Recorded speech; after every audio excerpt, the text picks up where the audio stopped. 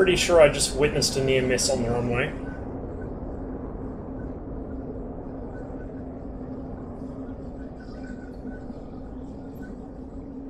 Nearly filled up. I just gotta wait for the weapons and I'll be off. I'm on blue flag at the moment. Decided to give it another try since there's a heap of people on. Tawny and the boys doing vegan attacks. So that makes 2 of us on cap, it looks like.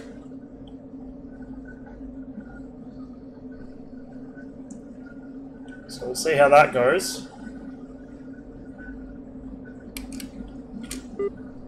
Командир, борт заправлен.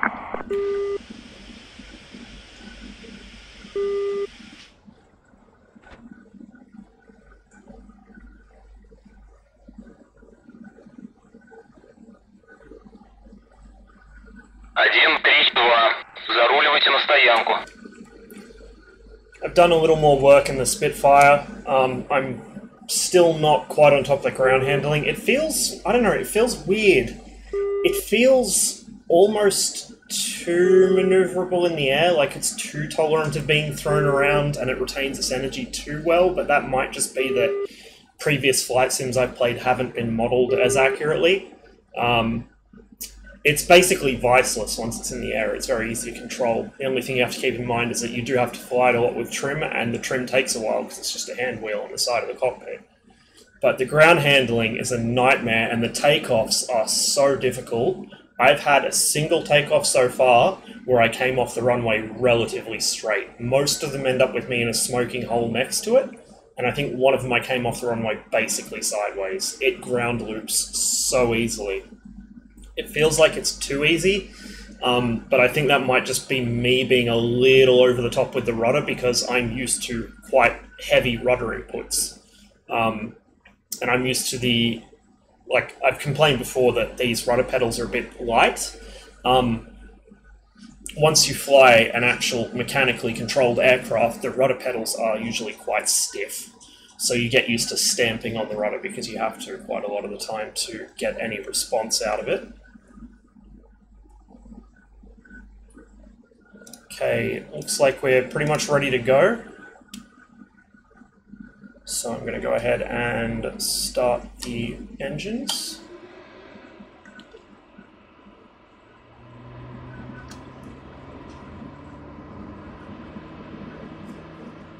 While I'm waiting, I'll go ahead and get a little bit of trim in there for takeoff.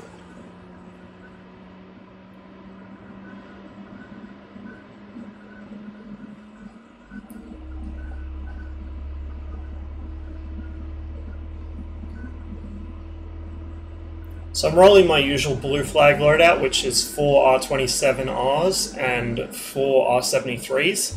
I would prefer the ERs, but they are of course restricted on this server, so I got to work with what I can get. I could have put some R27Ts on the wings, and that probably would have been a decent idea to give me a little more range with an IR missile, but I tend to prefer the 4 R27s because I get quite close to people, which is something I probably need to work on not doing as enthusiastically. It's not real good, not a real good habit to get into with a modern aircraft, but it's one that I have trouble kicking, so for the time being, at least, more heaters is probably more good.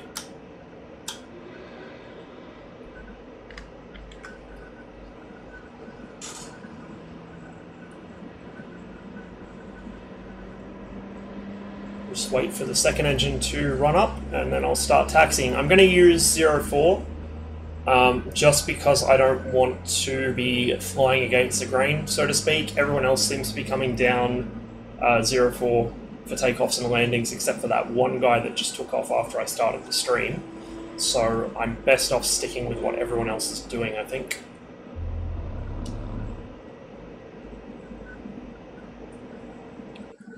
So yeah, I'll head down 04 and then loop back around to probably the south. Zoom my map out a little so I have a bit more vision around me. Mycop traffic, Circus 14, taxis runway 4 for south departure, Mycop.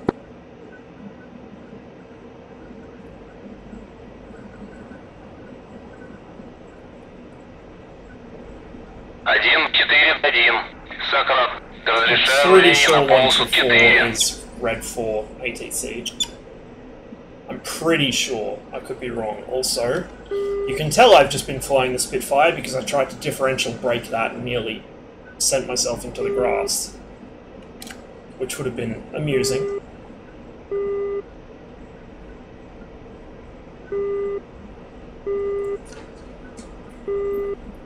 I also did a little bit of tweaking with my rudder pedals, so hopefully they're a little better calibrated, but I'm not holding my breath. I'm not going to really know until I'm in the air, I guess.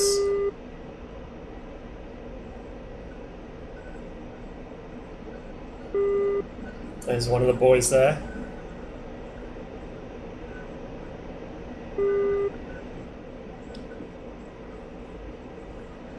Just check everything is working as it should be while I'm on the ground.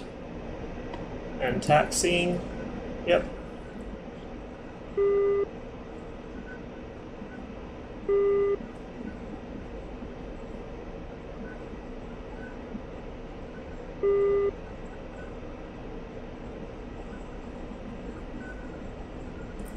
My cop must be like a second grade airbase because it's only got these big earth revetments. It doesn't have the actual fighter hangars that the main airbases have, which are very distinctive and one of many things you can find dotted across the former Soviet Union because they were built to a common pattern. It's one of those things, when you look at photos or videos of places that used to be within the Soviet Union, you can see a lot of the same architecture, a lot of the same individual building components, like certain window shutters and things like that, because so much was standardized across the entire country. It's interesting. It's something you don't really see anywhere else. One of the side effects of a centrally planned economy, they would optimize for the least number of I guess unnecessary is not the word, but the least number of things to strain the economy, and then pour all the surplus into the military. Which they kind of had to do to try and keep pace with the US, which had a much, much larger GDP. It's one of the many things people don't really realize is, yes, the Soviets did spend the bulk of their GDP on the military, because they had such a small GDP by comparison to begin with. It's almost like if you start out with a shitty economy, that no matter how much you improve it, it's still going to be a shitty economy. Whoop! Took that one a bit fast. That was an IL-76 down there. Nice. I'm going to assume the Viggen is still somewhere behind me. Oh, he's dropped back a bit. He might try and short field it. Well, he can short field it off the runway, basically.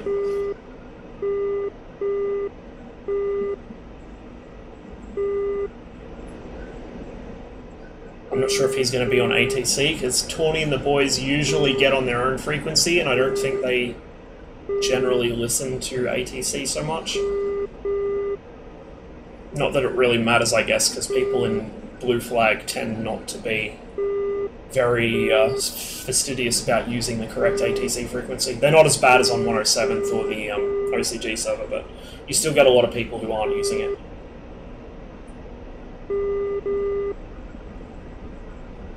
Oh, look at that beauty. Whoa, way too fast into that turn.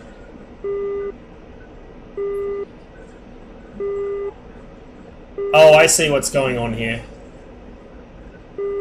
I'll just,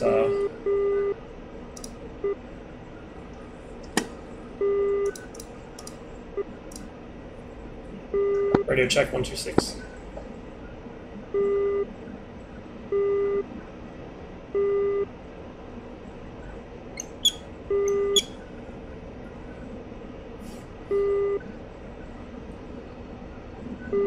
I'll pull off so he can slip past me, I think. Should have room.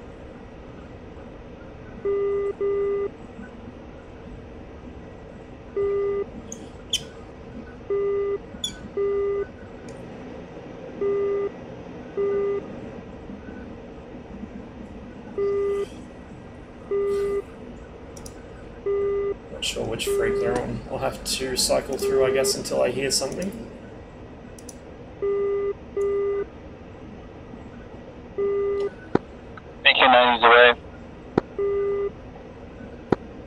There you are. What are you guys hitting with the BT-90s? Sochi. Yeah, do you have a good coordinates for a target there? I don't know, I'll let you know in a second. Whichever one of you is in the Vigan behind me, just slip around my wing. I'll let you guys take off first. Negative, our lead's taking the smoke. If you're in the flanker, you take the amp. I'm back now. Scratch that. I'm anyway. No, Bucky said we should take lead. I've got selfish motives. I just want to watch this. That is a beautiful sight. It's a lovely plane.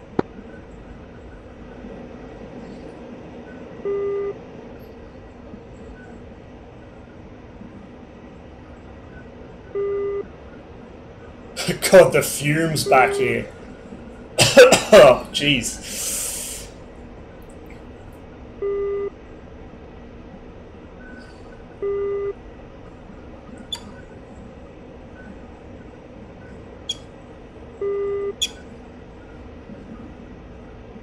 Rightmost man, you are lit up like a Christmas tree.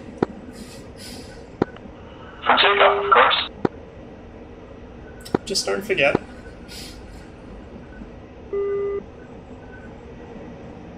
I think that's all of them. There we go. There we go.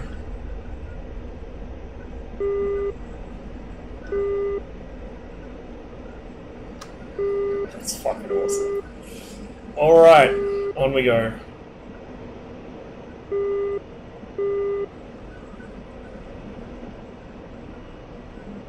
Один, 4-1. Взлет запрещаю.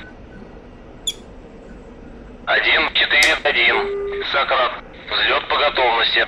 Отход по схеме на 300 подавление. 7-4-3,7-8.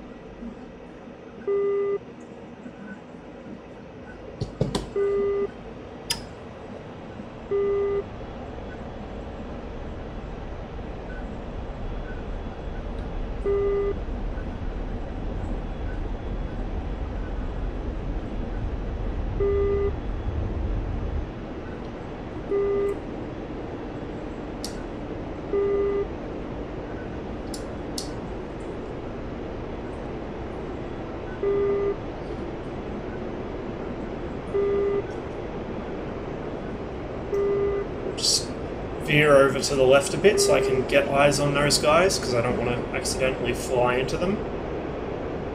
If I can get eyes on them. Mind you, this thing climbs so fast off the runway, I might not.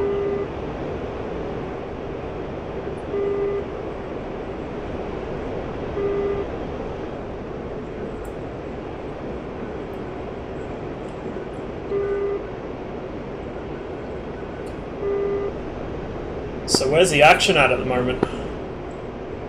Shiny slam, Sochi.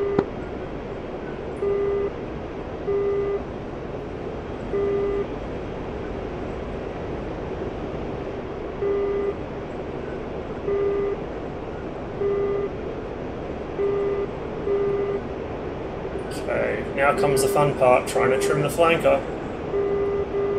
Although now at least I've got a functional SAU, which helps.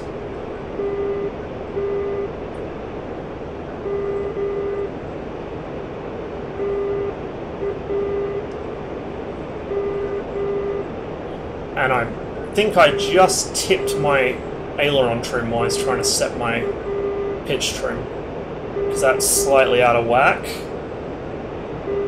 Oh, I'm a genius. I forgot to turn my fucking wireless back on my phone, so I was wondering why I couldn't see chat. 10,000 IQ player right here. Okay, so Sochi is pretty much dead south from me. So I will turn in on that.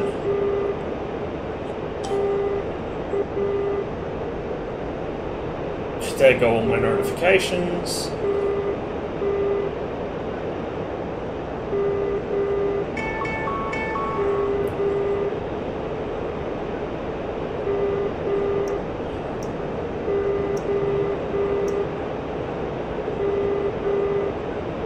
Yeah, I was wondering why my phone wasn't going off earlier when people were coming online on Twitch. Because normally I get a couple of dings from that out of my notifications. And I thought, geez, that's funny. Must be a quiet day, but no, I just had my wireless and my data off on my phone. Well, I had my wireless off, my data's run out and I haven't renewed it yet, because I'm lazy.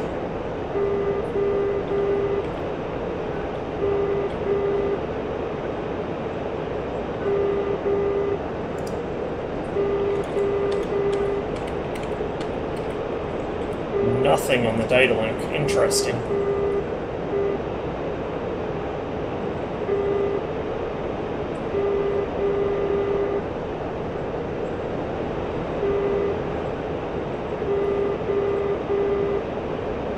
Okay, so I'm just gonna... Hang on.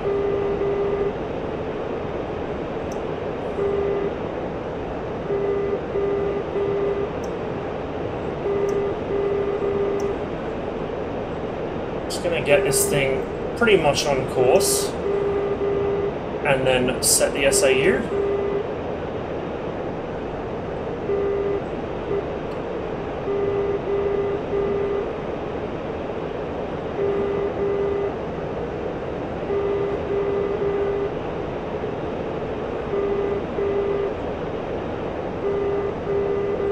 Wow, some serious salt going down in chat, especially for a team who almost always stacks. Blue almost always has more people on it, and earlier, because I was watching Tawny stream before I jumped on myself, earlier a guy switched, he strafed Tawny on the ground in an A10, right? Before Tawny could get started up and off the ground. Then Tawny switched to a Mirage to go kill him, and the guy noticed that Tawny was in the Mirage and quickly switched to the fucking, what was it, switched to an F-15 or something, I think it was. Oh no, he switched, sorry, to Tactical Commander so he could see where he was, and then switched to a fucking fighter. Like, come on, bro. Don't be bitching about other people being cheap or whatever, when that's the kind of shit you do.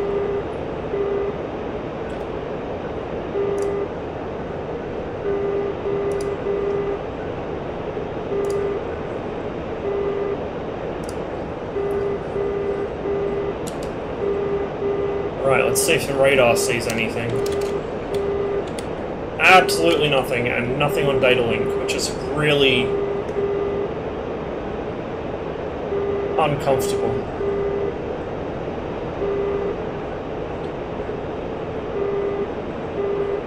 Hey, the teams are actually pretty even for once, although a lot of our team is ground attack.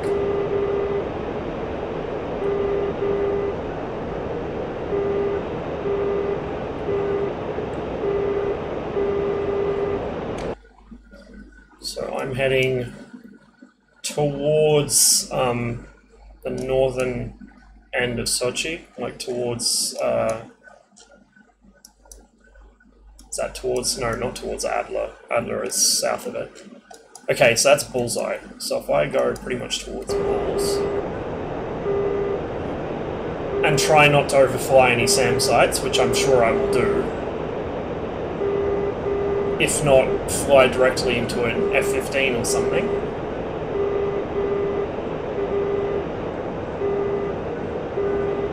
Might pick up some altitude.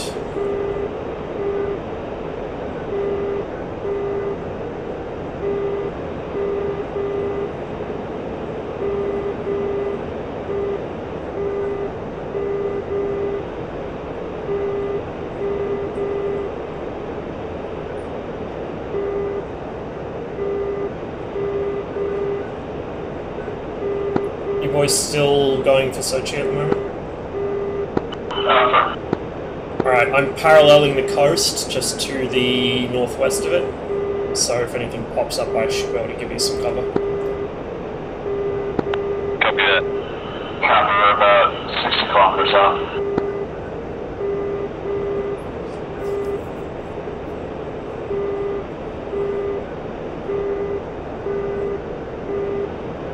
Yep, I just had one of you flash up in my data link. Well, I assume that's you guys. Blues seem a bit salty tonight.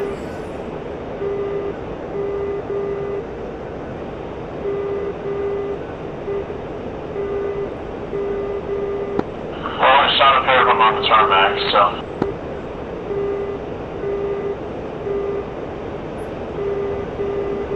What were you thinking? It's only okay when they do that.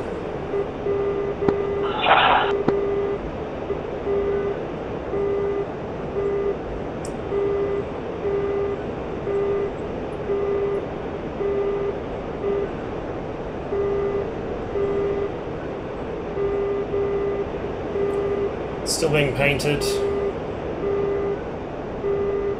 but as long as nothing's actually firing at me, got a contact off my nose.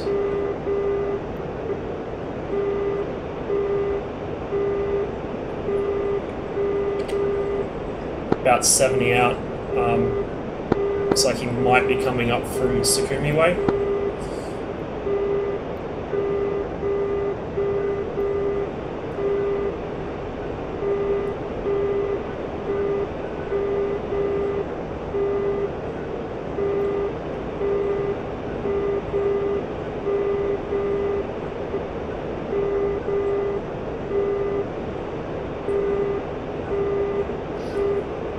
Slightly crooked, because straight and level is surprisingly hard when you don't have any actual feedback from the aircraft. Like, honestly, it is quite hard. In some ways, flying in a flight sim is more difficult than flying in real life, just because you don't have that instinctive feel of the aircraft. And even if you spend a stupid amount of money on like a full 6 degrees of freedom, moving rig and all the best stuff for a custom pit, you're still not going to get there. You'll get close maybe, but you won't quite get there. There's a lot of little subtle signs an aircraft gives you that it's not happy about something, which you just will not get in a sim ever. But what can I say? We're a hell of a lot closer now than we were back in the good old days of the 90s, when it was fun trying to figure out which pixel was part of your plane and which pixel was the ground.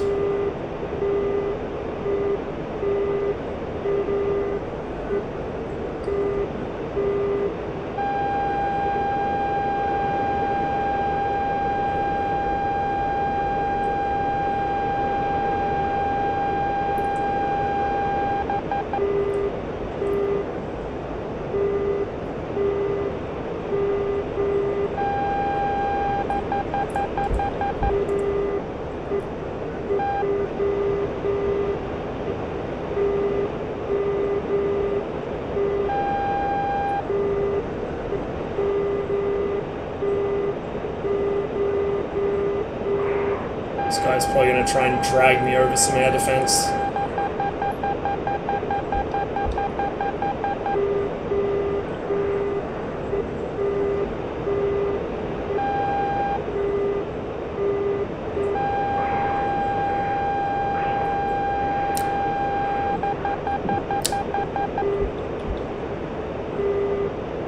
Fox 1.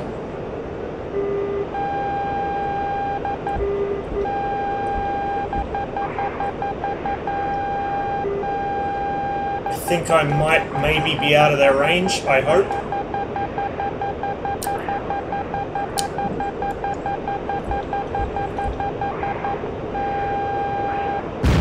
Nope. So much for that. I saw the first one go off and thought, haha, I'm safe. How wrong I was. I let him get really close to me too. I should have just gone on 73s, to be honest. See, this missile stuff is complex and confusing wizardry to me. I still haven't got it worked out yet.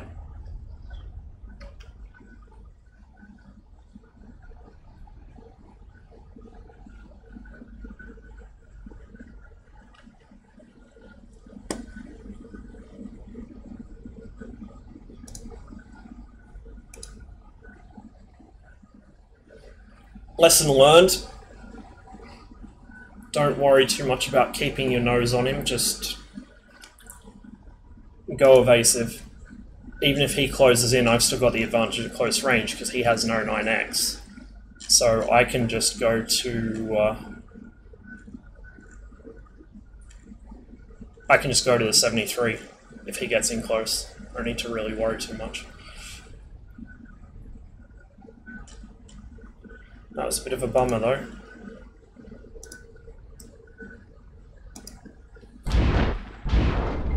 Oh no.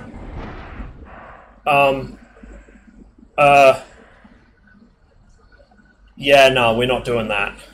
We are not doing that.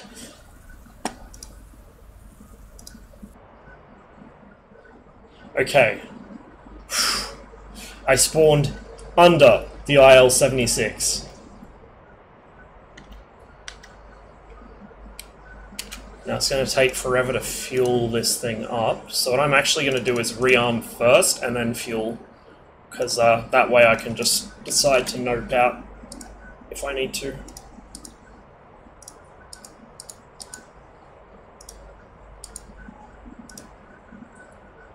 Biggest flaw of this aircraft is how long it takes to refuel it.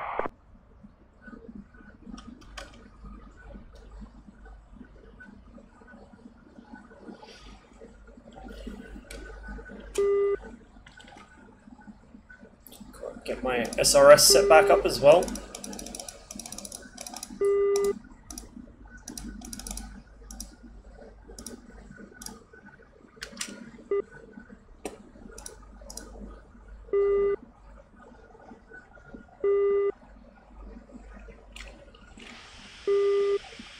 Командир, оружие подвешено.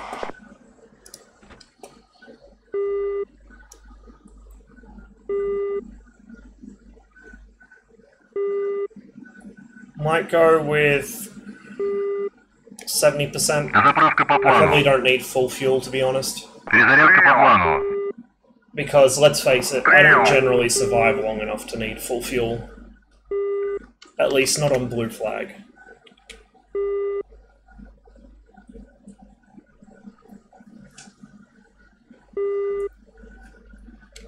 So, I could see Sochi Adler from where I was, so I was over this ways.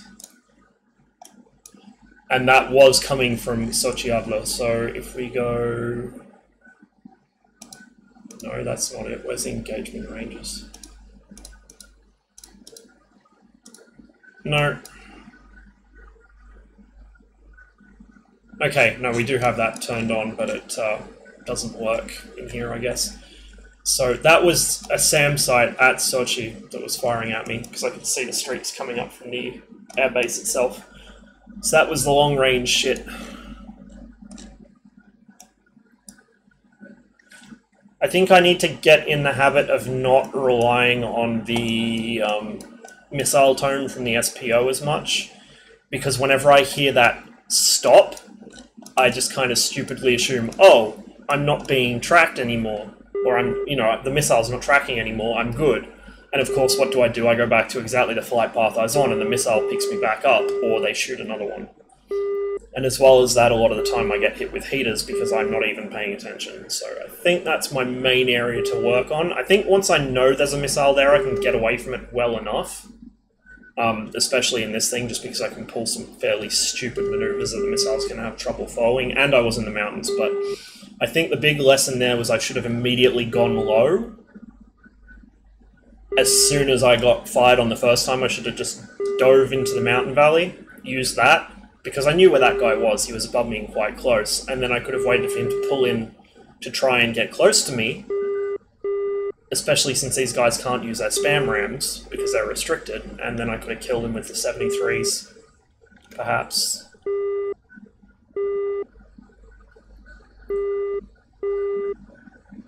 Looks like our side's thinning out a bit. I might give it another flight or two and then switch servers. I do want to get some more MiG-21 in tonight.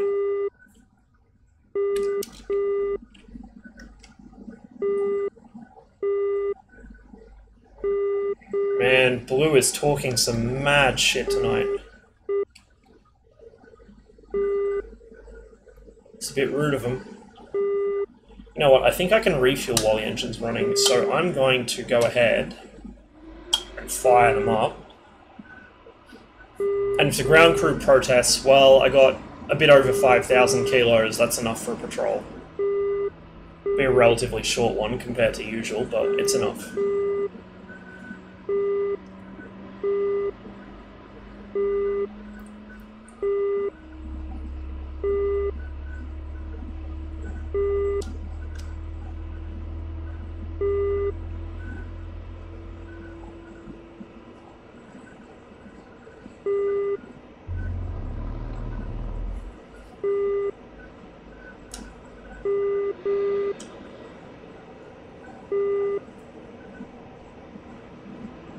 Jeez, it looks like this guy's chatting shit at everyone, including his own team. Yeah, I think it'll be one more flight from me, hopefully a bit more successful, and then I will probably switch to OCG. I'm kind of tempted to give Georgia at War another try again, even though I know they've been having network issues with their server, and I know it's going to play up. I still kind of like playing on there, so I might just brave it. Well, refueling is done. Both engines are spooled up and running. So oh, shut up. I've already got all my weapons on board. Take the fuel hose with me.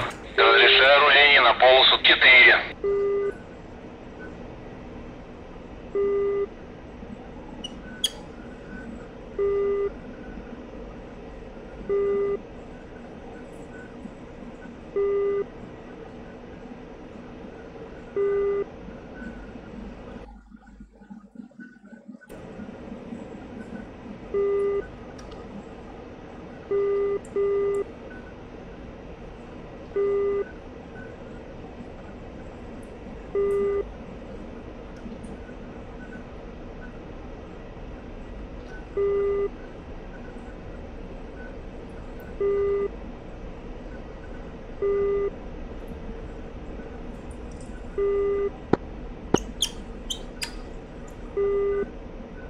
Bit of a steep turn there, that could have ended poorly.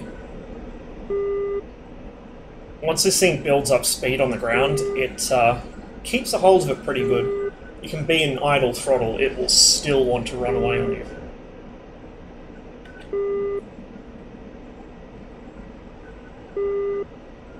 So we've still got 3 Vigans on the airfield here.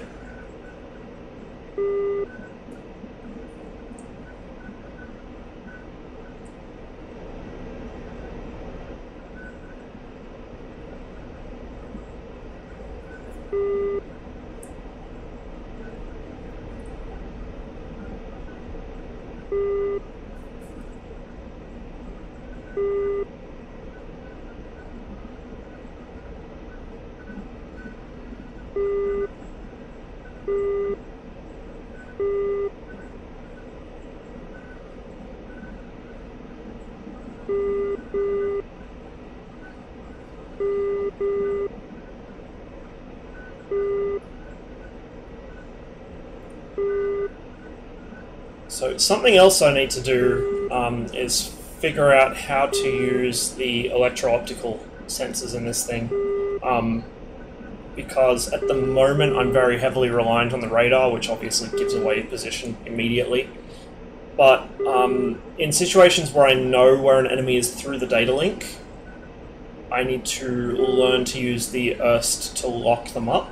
And then, maybe not on this server since the ETs are restricted, but on other servers I can start sending R27 ETs at people and making them cry. Because they will not get a launch warning off that, and they may not even know I'm there. So that's going to be the go in the future.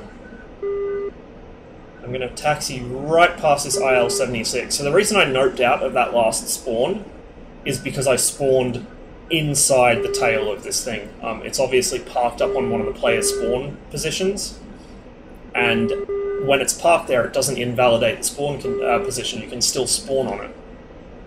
And I did, and immediately had my aircraft pushed into the ground, and I'm lucky it didn't explode on me because that would have cost me my second life. And I've got 2 left at the moment. That would have left me with 1 instead, which wouldn't have been very pleasant. It wouldn't have been a nice experience to lose one of my 3 lives when I'd already got one lost just through my bad flying, to an aircraft parked on the ramp.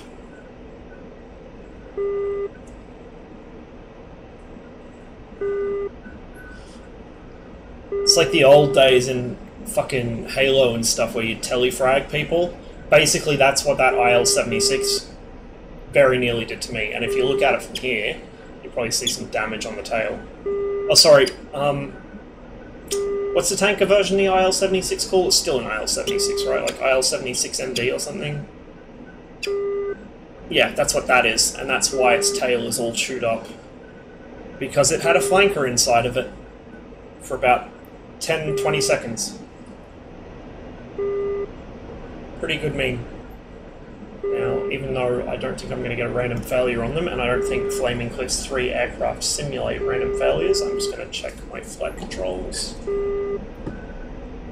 Everything looks good.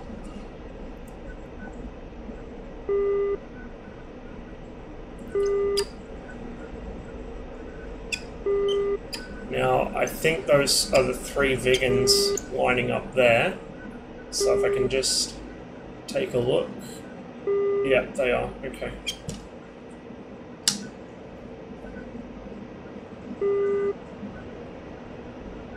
Один, три, два. Остановитесь. 1, 2, 1, 3, 2. Остановитесь. 1, 2, 1, 3, 2. Остановитесь. 1, 3, 2. Остановитесь. No, looks good. Looks like they're holding short. 1, 3, 2. Остановитесь. 1, 3, 2. Остановитесь. 1, 3, 2. Остановитесь. 1, 3, 2. Остановитесь. 1, 3, 2. Продолжайте руление.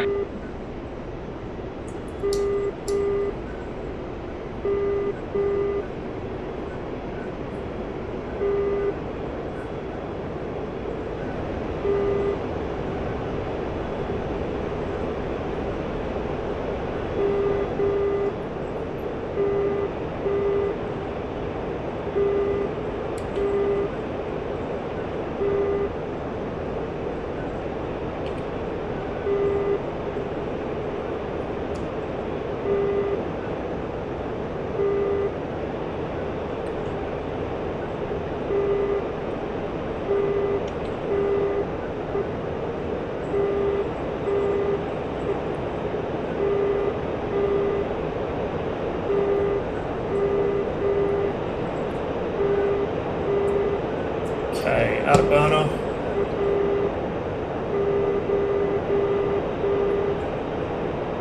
Already used up a considerable amount of fuel there. And I want to head probably about 169-ish.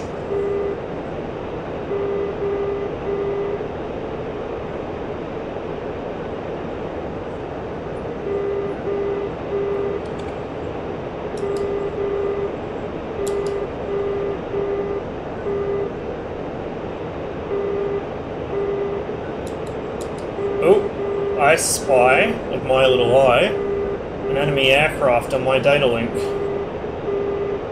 Way out there in the distance. Just on the edge of my data link range, actually, so I'm gonna go see what that is.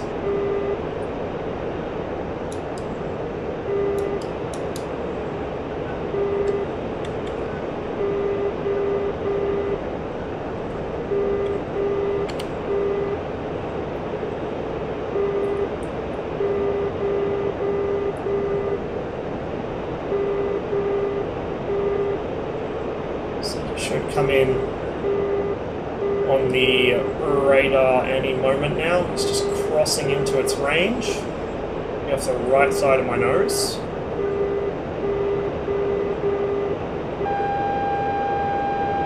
Nails, or spike off him.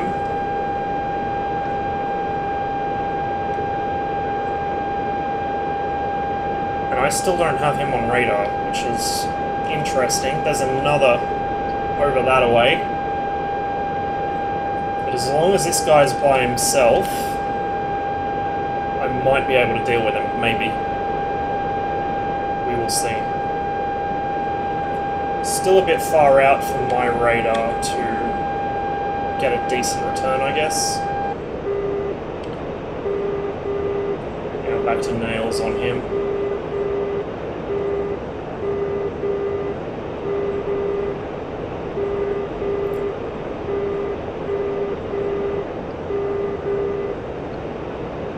Один, три, два. Взлет запрещен. 1, 3, 2. Сократ. Взлет по готовности. Отход по схеме на 300. Подавление 2, 9, 2, 8.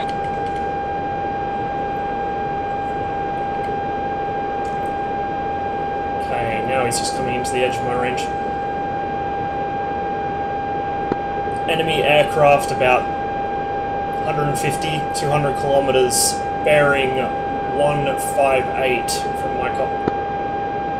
1, 3, Another 2. further to the east. Взлет запрещаю.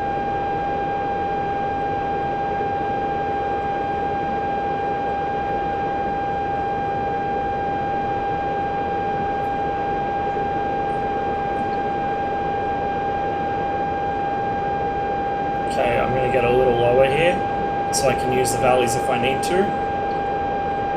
I think the longest range missile he's actually able to carry in this server is the Sparrow, and I can't remember off the top of my head how dangerous that is out to this distance. Can't remember its range, but I guess we'll find out one way or another. Not entirely sure what it is either. He's considerably above me. You can just see a con there from the right angle.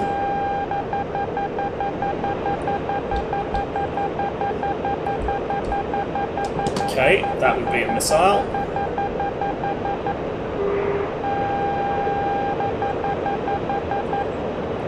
Один, три, два. Взлет запрещаю. Переведи в набор. 1, 3, 2. Руление запрещаю. Переведи в набор. Переведи в набор.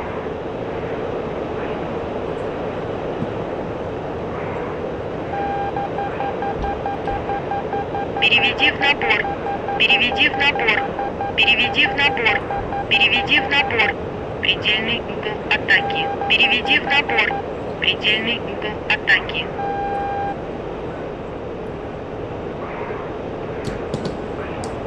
Предельный угол He's gonna be атаки. Предельный угол really атаки. close. Предельный угол атаки. Предельный угол атаки. Переведи в набор. Переведи в набор.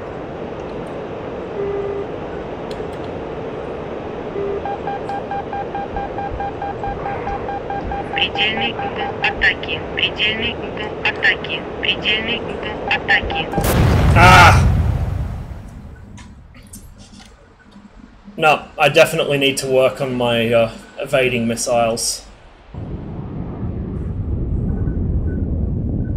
And there he goes over there.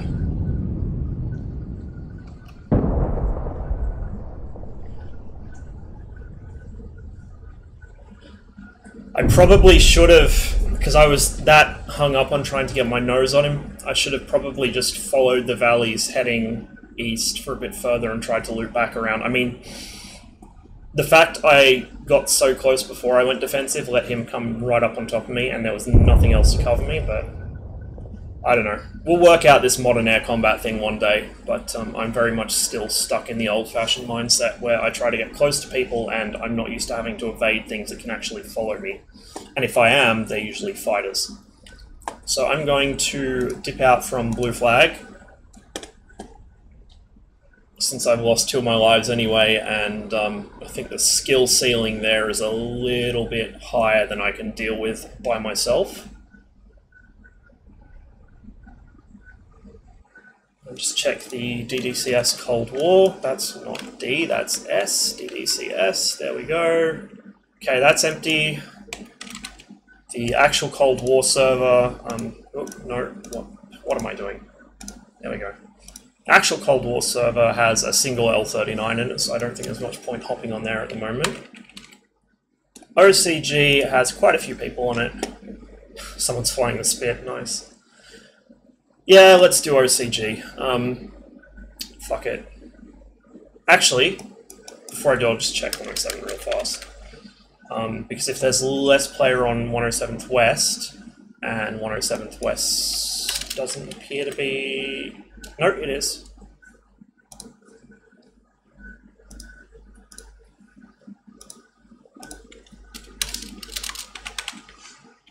Okay. 107th has as many Hornets on it as OCG, so I'm just going to jump on the Australian server.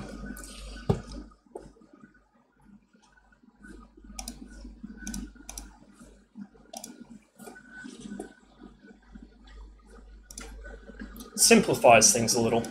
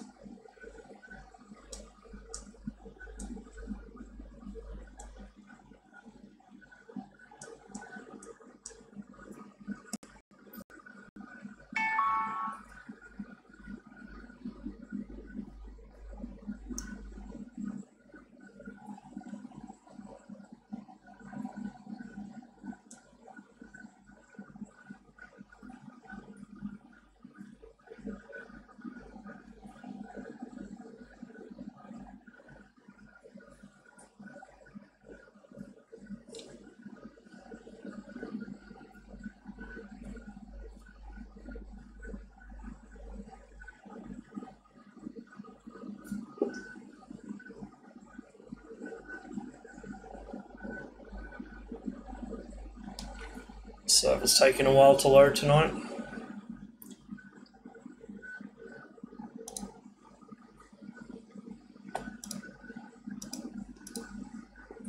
Quite a while to load.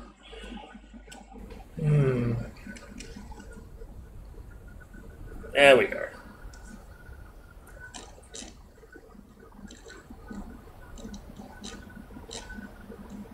So I think I'm going to jump in my MiG-21 for a bit. I actually did change up the cockpit textures on my customized cockpit a bit. I put in a cleaner canopy. I don't mind a little bit of dirt and stuff on the canopy, but it turns out that when you are fighting stuff like F5s, it's just a bit overdone. So I'm hoping this one doesn't take away too much of the sealant, because I like that gives the thing a bit of character, and it's typically janky. But if it does, I can always try and edit it a bit myself later.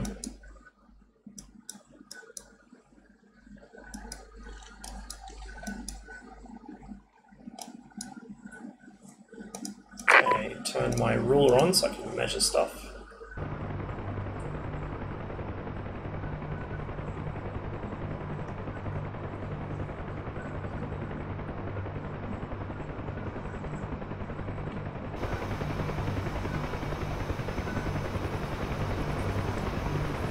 I did turn my texture quality up to test stuff in the Spitfire. I'm hoping it's not going to give me a really low frame rate, but it looks like it might. So I might have to reduce that a bit, I think. If I can do that from here, I think I might actually have to back out of the server to do it. Yes, of course.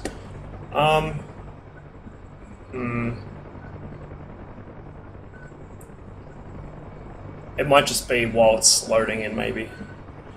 Well, I'll give it a try, and if it becomes unmanageable, I will just jump out of the server, switch back, and jump back in.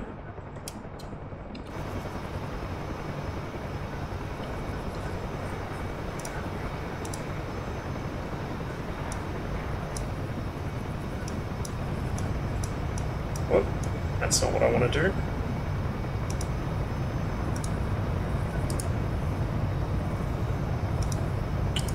Might actually swap my loadout, put a pair of R3Rs on the outer pylons and some R60Ms on the inners, and I'll go back to the dual mounts for the R60Ms, just so I don't have to return to base as often. Let's see. What skin should I go with today?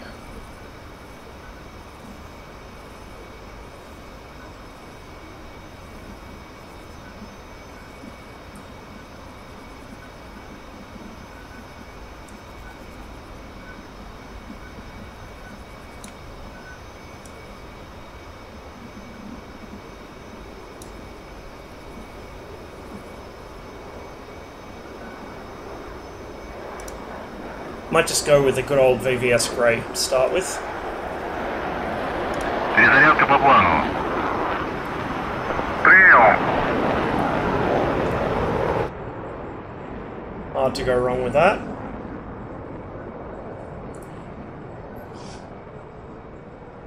And I do actually have, I wrote myself up a proper checklist on how to take, or how to start this thing up the official way, so I might try that and see if I can get in the habit of doing it the by the book way. So that, battery, DC and AC gens. Командир, оружие подвешено. I'm still not going to hook up the ground power though, because I can't be bothered. Okay, radio.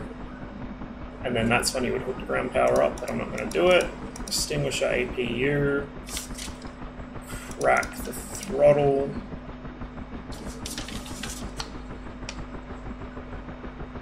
Just going to put that on too.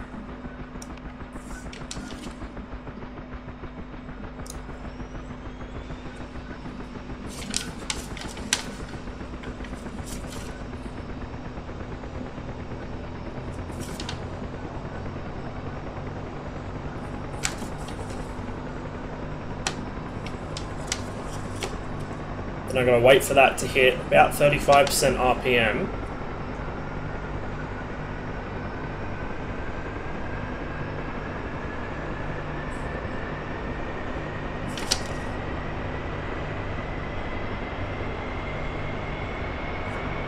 Which we're at now.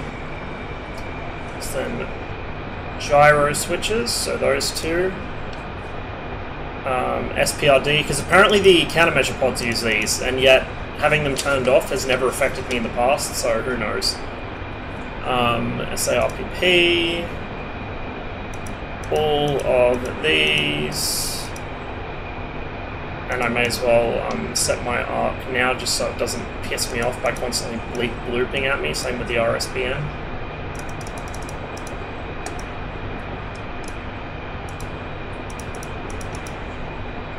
Okay, trimmer, and well, that's a trimmer, aux hydro pumps and nose cone, flaps to take off, align KSI, close the lid. Oh god, that frame rate. Yeah, I'm definitely going to have to back out and drop my graphics, I think, after this flight.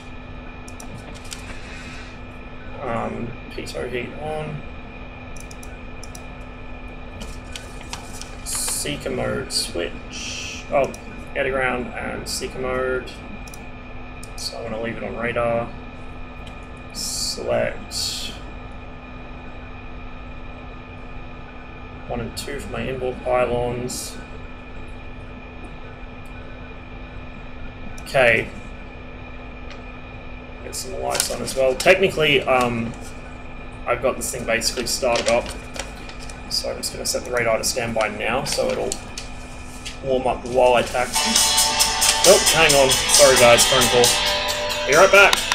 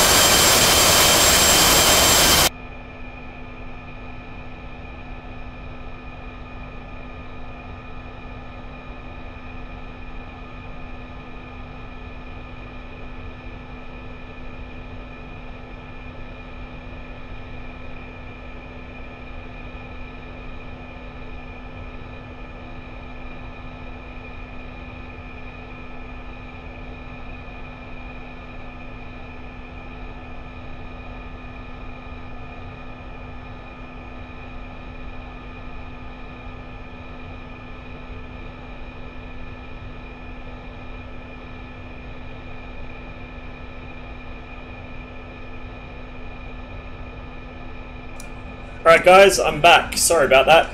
Got a phone call which I wasn't expecting. Probably burned through about half of my drop tank at this point, just idling on the ground, but we will get this bird airborne as soon as possible. Already started up, and should be on the right freak, so... just double check everything, get my track IR recentered. Okay, flaps. Trim. Lights and everything are on.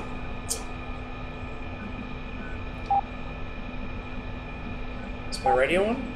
Should be. Is my SRS in the right server?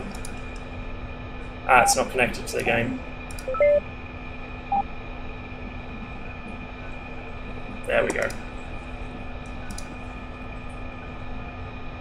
Secure me traffic, Circus 1-4 taxis runway 124 east departure. Secure me. Took me a while to remember which airfield I was at there. Helps if I take the emergency brake off as well. So, I am getting frame rate issues here because I turned my textures all the way up to test something. I was working on a skin, and it appears to have bit me on the arse. So what I'm going to do is I'm going to try one flight just as is, and then I'm probably going to need to back out of the server, turn my textures down, and come back in. So, get those settings sorted.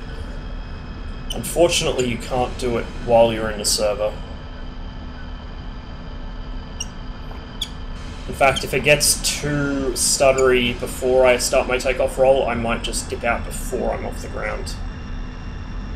Yeah, actually, I think I'll do that. So sorry guys, there'll be about probably a 2 or 3 minute delay, but I've got to get this done if I want to have a playable game.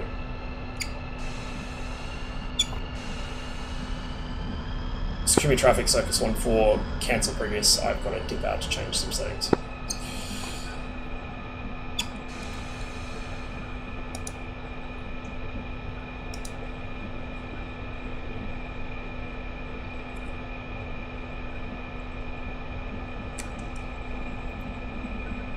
So I've been getting back into skinning. I've been working on a skin for the Spitfire at the moment, and that's why I had my settings cranked all the way up, just to check how that looked and try and see if there's any little details I'd missed or anything.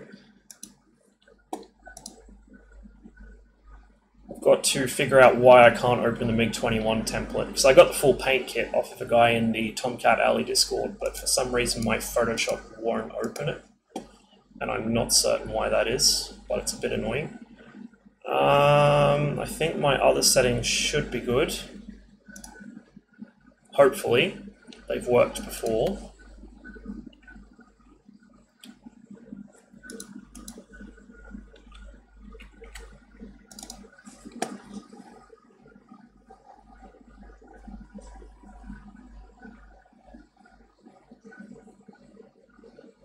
Hopefully I'll be able to load into the server a little bit faster this time, since I was just in here.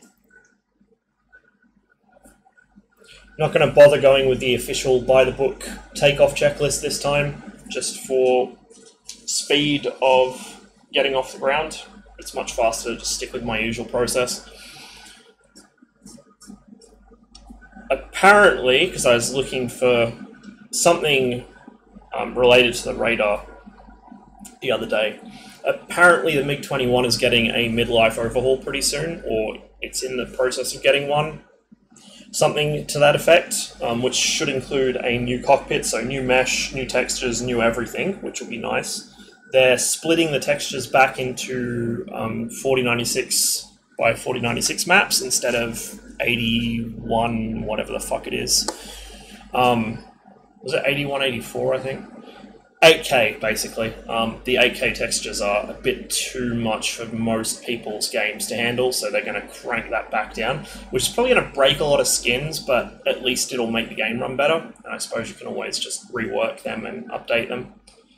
So that should be interesting. The new pit will also apparently have new lighting, which will be really interesting, because the MiG-21 cockpit as it is has, I think, like 3 or 4 floodlights in it. and then the instrument backlighting. And the way it should be is each of those things that look kind of like funny bolts or like really big rivet heads on the instrument panel and around the cockpit, they're not actually fasteners, they're post lights. So each one of those is a light source, or should be in the real aircraft. So the entire cockpit is much better lit than it is in game, but from, you know, like 50 odd sources instead of 2 or 3. And the other thing that needs correcting, which hopefully will get done in the midlife upgrade, is that a lot of the text around the cockpit, particularly on the side rails and on the walls of the cockpit itself, and the clock, should all be luminous paint rather than backlit. So hopefully that will get corrected as well. Either way, it should be nice. They're also looking at the degradation of missile performance in certain conditions, so hopefully that will make some of the crappier missiles a bit more effective. Might actually be able to kill stuff with the R3s for once. And I think there were some other things too. Apparently the flight model is not being looked at. They're pretty happy with that as it stands. And the MiG-21's high alpha performance, although a lot of people have complained about it and called it unrealistic, from a document I was reading, I think it was yesterday or the day before, the MiG-21's high alpha performance is actually really, really good, like uncharacteristically good for a second or third generation fighter, especially one with a big old delta wing. So that's not actually an issue.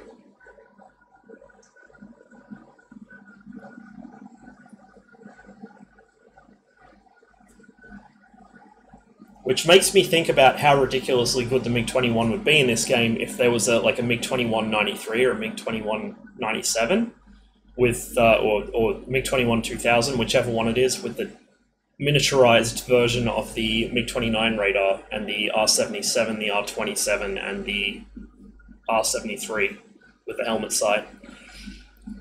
Especially with the R-73 and the helmet sight, you would be able to pull off some disgusting snapshots with that thing just because of the really hard high alpha turns it can pull. It would give it a pretty decent advantage, actually. It would become seriously viable against a lot of the 4th generation fighters in the game.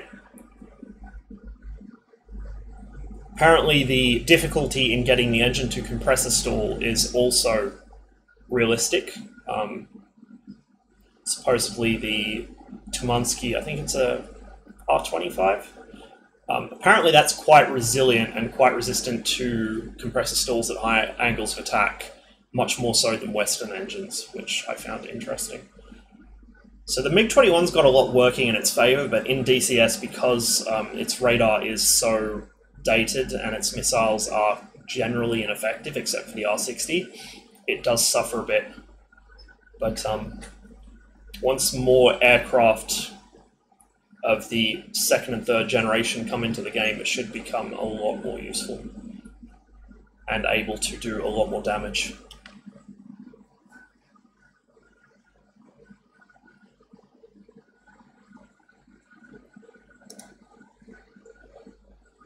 Now, hopefully DCS will hurry up and get me in the server here. And then I can get back into the air.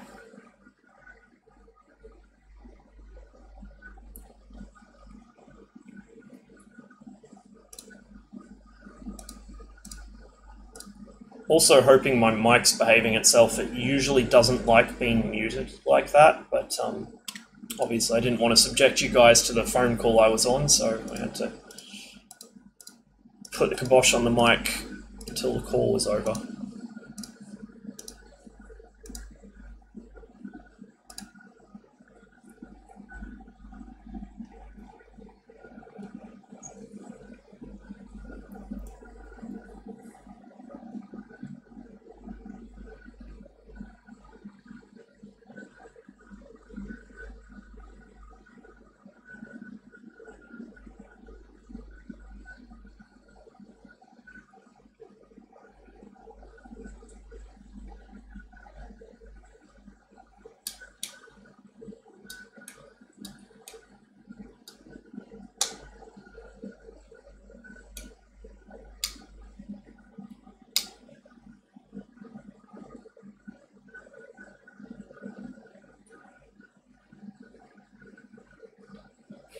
I'm just hoping at this point that I am actually loading into the server and DCS hasn't decided to freeze on me or anything. It's hard to tell because it's black screened me.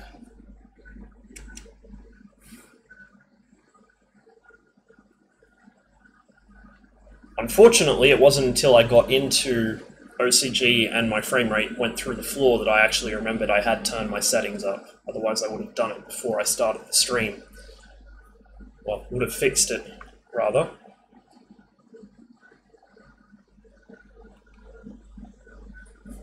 But, you know, it's a pretty scuffed stream, and it wouldn't be so scuffed if I actually remembered to fix settings before starting.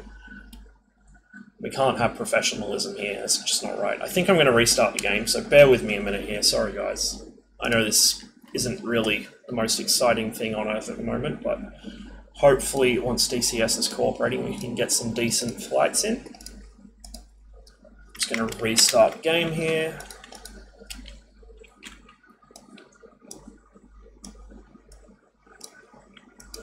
Yeah, it looks like it's frozen. Unfortunate.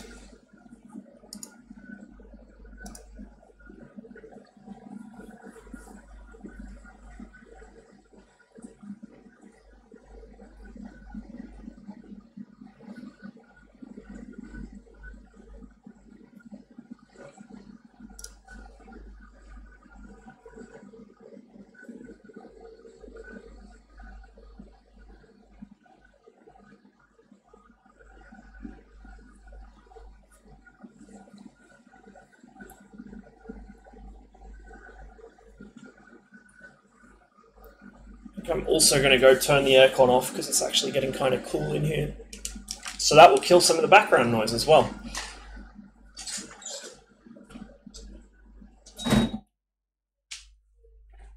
For once, the thing has actually managed to cool the room down to a tolerable temperature, which is surprising. Usually it struggles to keep up.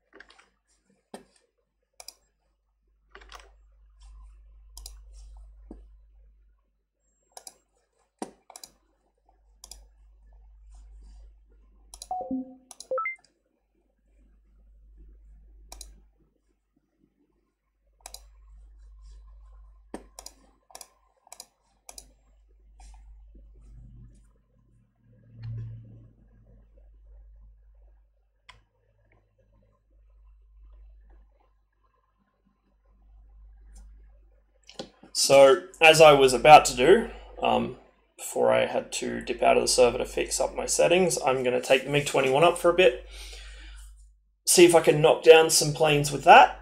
There are a lot of people on in Hornets, but I think I'm just going to have to deal with it. Try and wait until they get distracted by a shiny thing, and then go kill something else on the other side of the map, away from them.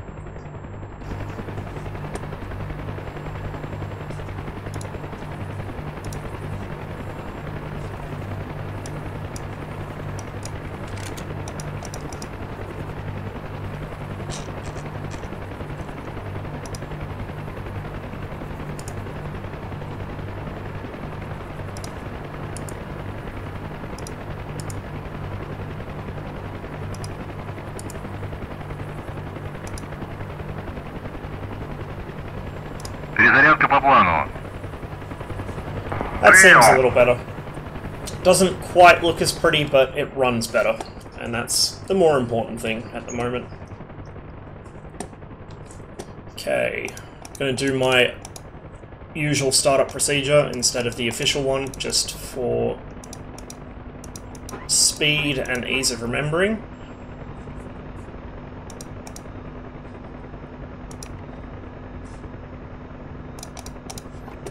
Shaken 1 at the brake.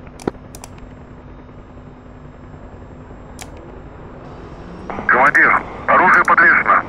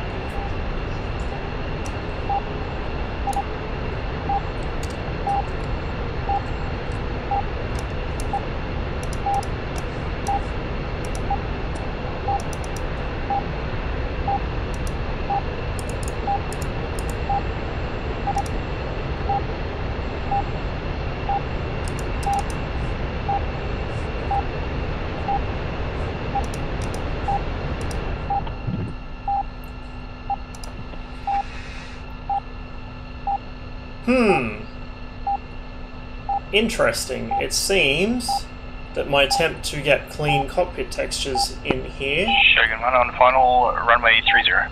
has not worked. So I fucked something up. I'm just going to tab out for a moment and try and figure that one out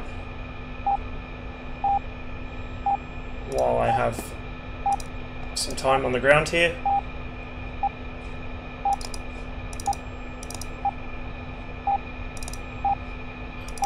I think I know what I did. I think I put it in the wrong folder.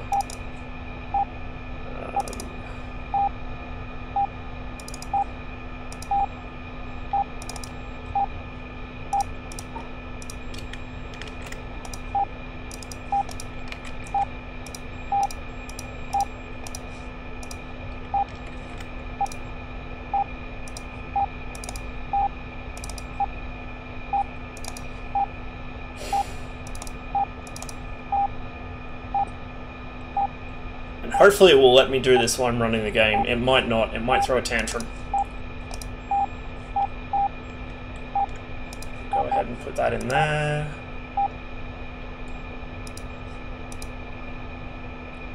And then check in here.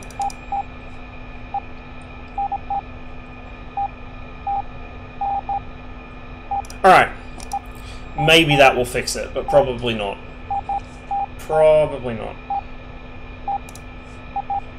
It won't come into effect immediately, obviously. I'll probably have to restart the game again for that, which I'm not going to do right now. I just want to get airborne.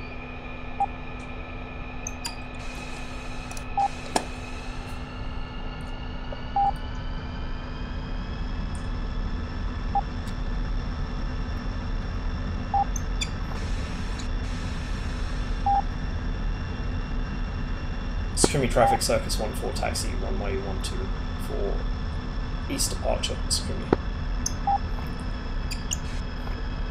Skimmy traffic, Shaken 1 off the active.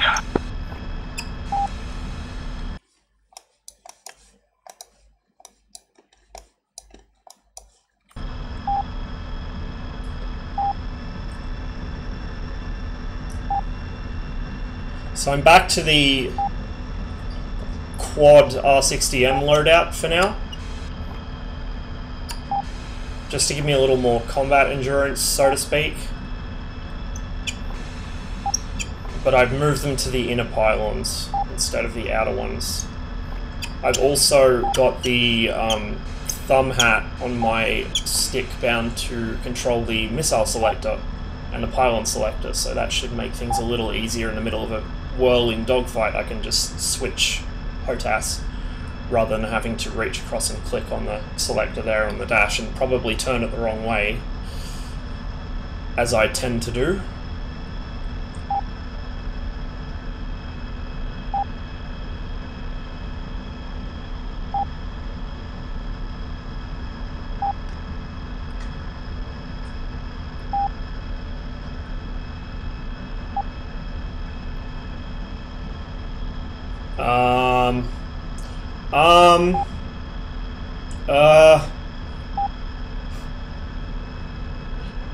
That didn't look very promising.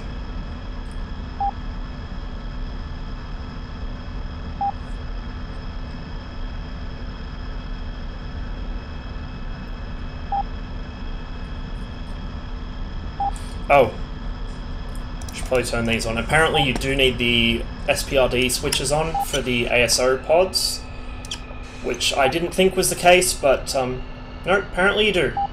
So I'll just leave them turned on. It's not like they're going to do any harm by being turned on anyway, so...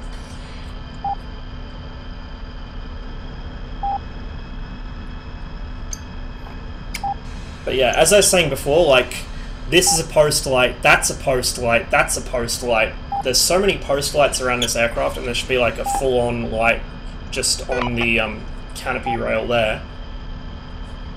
This whole cockpit should be bathed in light when they're turned on. But at the moment, the only ones which function are that light, those two, that light, and then the one which should be here but is mysteriously invisible. And then, like, a lot of this stuff should be luminous paint rather than backlit, as should be the clock. Okay, I'll just double check. Scrimmy traffic, Circus 14 takes 124 east departure, Scrimmy.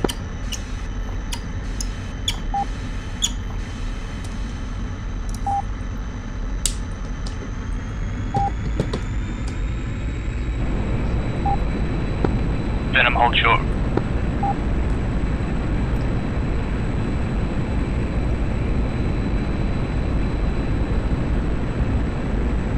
Oh, that's a big ass crater.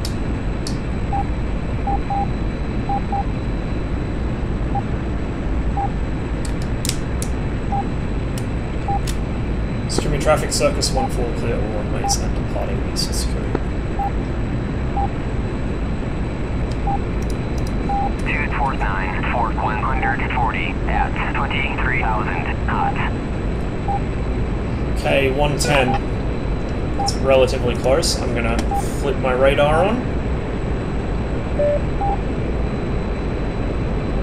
Neutral out my trim.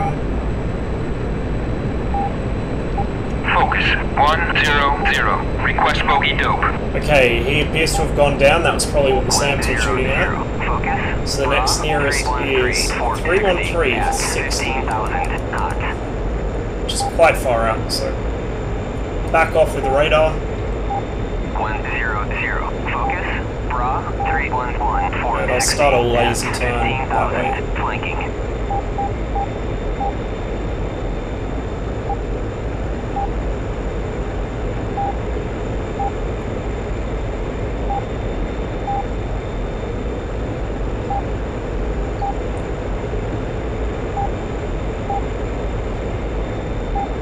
You know, it'd be so convenient if this thing had rudder trim, but I'm pretty well certain it doesn't. Aileron trim would be nice too, but yeah, not getting that.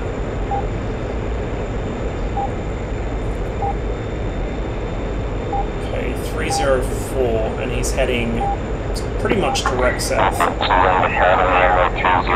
Bra 149 for 120 at 21,000 knots.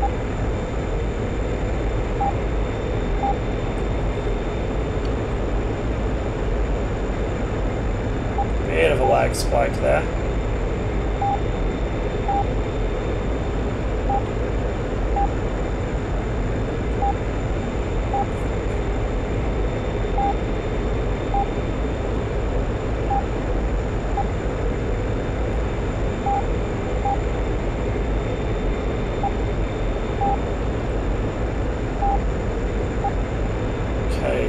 F5's dropped quite a bit of altitude there. And there's a pair of MiG-21s further out to my southeast at the moment, which is a tempting target, but they're quite a long way away. And they're heading northwest. F5's still coming in. I'm going to quickly check the F10 map and see if anyone else is heading onto them. Looks like there's a couple guys up that way. That Hornet might be on him, and there's another SU-27 F-15 heading out that way. And there's no one southeast right now, so I think I'm actually going to abandon that target, the F5 to the northwest. And I'm going to hook myself around towards the MiG-21s. 100, focus, bra, 075. One low and one high, which seems to be pretty standard with the AI. They'll send one on the deck and one about 25, 26,000 feet. Bra, 076, 490 at 30,000, flanking. 100, focus, bra, 149, 120 at 29,000, flanking. 100, focus, bra, 028, 100 at 29,000, flanking. 100, focus, bra, 028, 100 at 27,000, flanking.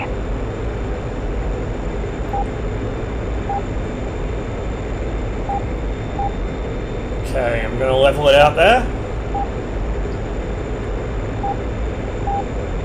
Oh, we got a TU-142, 075. He's quite close. I'm going to go for him first. And before I forget, cock my guns.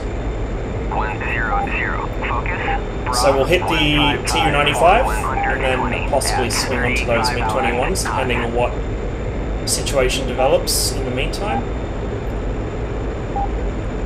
Looks like that bomber's going to be coming from the general direction of Elbrus, which is just off the left of my nose there. 100, focus, pop-up group, 154. Gonna level the aircraft. At 9,000 knots. Just double check everything, go over all my systems.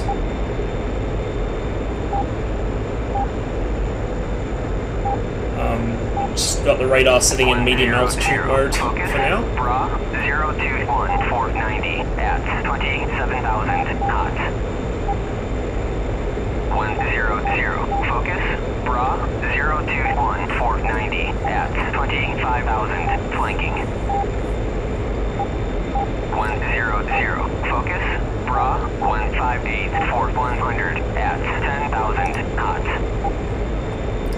So he's still 66 miles away, which is a hell of a long way as far as the MiG-21 is concerned. My radar won't pick him up until about 18 to 20 miles, and my lock range is about probably 8 tops.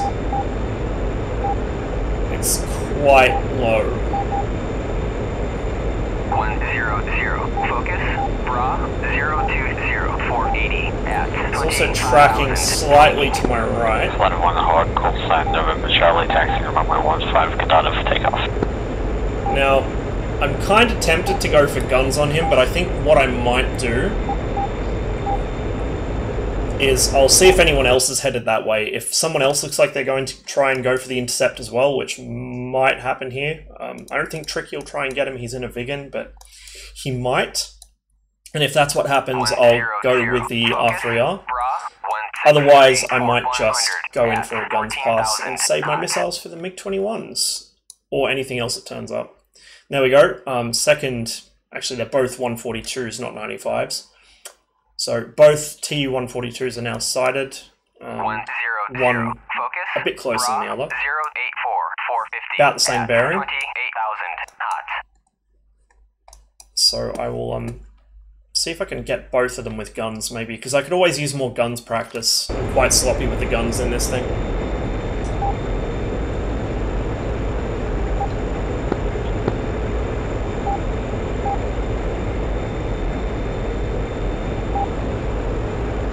Focus. bogey dope. Uzi 1-1, focus, bra 239, 470, at 21,000 knots. Get homesick every time I go over the snow-capped bits of the mountains here.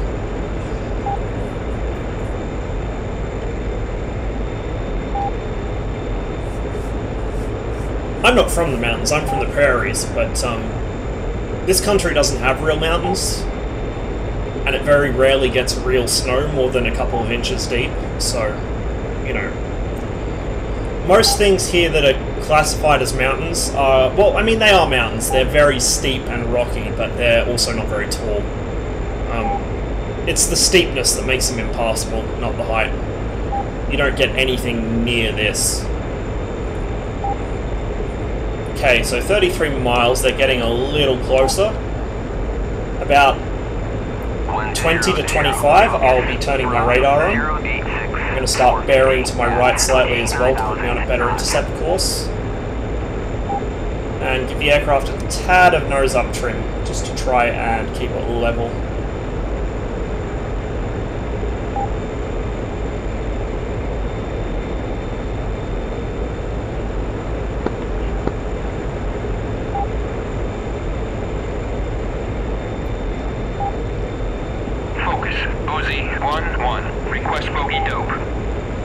Okay, there's the nearest bomber, that's his con there. So I think what I'm going to do, I'm going to do one more quick check of the F10 map. And it looks like for now I'm the only one intercepting. So I'm going to go ahead and switch to gunnery mode, uncage the gyro, set span for 50 meters, which is the wingspan of a Tu-95 or a Tu-142, which is just the navalized maritime patrol version of the Tu-95. I can get rid of my belly tank since that's been empty for a good couple minutes there. I should have been paying a little closer attention to it. And flip on the radar. And there he is, right off the nose. So the radar symbology hasn't changed between the MiG-19 and the MiG-21, so if you are picking up the MiG-19 module, this is what you'll want to see. The upside down T indicates he's above me. If it was a cross, it would indicate he's co-out, and if it is a right side up T, it means he's below me. Once the radar is locked in the MiG-21, it goes into a tail chase perspective instead of top down. Now, of course, in the MiG-19, the radar is just permanently top down. It doesn't lock the same way that this does. It's a very primitive radar, even compared to the RP-22. But the symbology is very much the same. So the range gates are closing there on the missiles, but I'm not going to use them. I'm just going to put some power on to keep my speed up and hook in for a guns pass. Now, the pipper on this thing seems to lag slightly, so a lot of the time I have just been using the fixed reticle, but I am going to try and see if I can get him with the pipper on this. The ASP gun sight is automatically tied in for range and atmospheric conditions, altitude and so on. But it does do some funny things at times. So I'm going to wait until I'm a bit closer before I open fire. Well and truly inside lethal range for missiles now. Try a quick burst, once I can just hold the nose on. You can see it seems to really lag there. I'm going to come out of burner so I don't overshoot too badly. Come around. Put the air brakes on and give him a quick burst there. Just tagged him, but I got a little too close because I was coming in too fast. Good enough, he's now missing a wing. Now the other one is 067 for 20 miles. I've got to pick some speed back up. At 2,000 knots. 100, focus, bra, 257, 4100, at 5,000, flanking.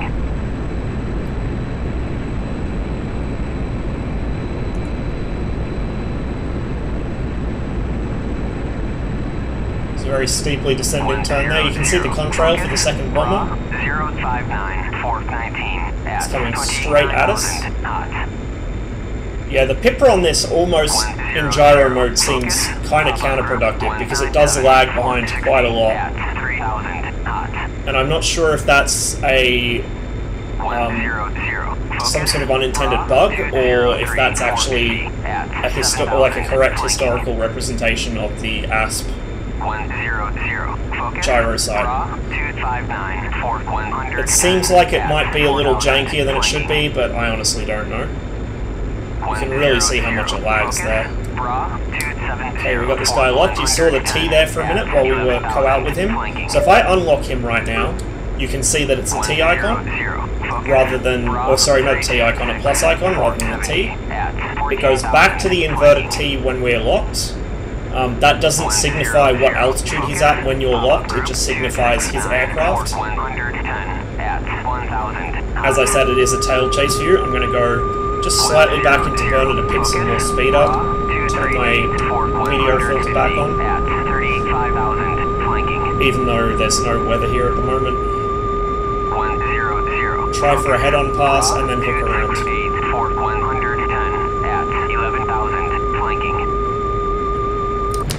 Nope. Got way too close and couldn't pull the turn I needed. So I misjudged that pass quite badly.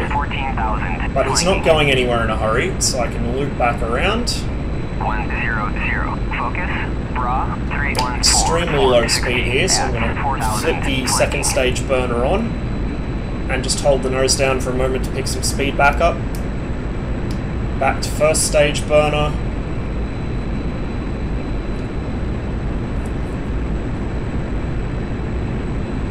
And stay in that for a while to regain some energy.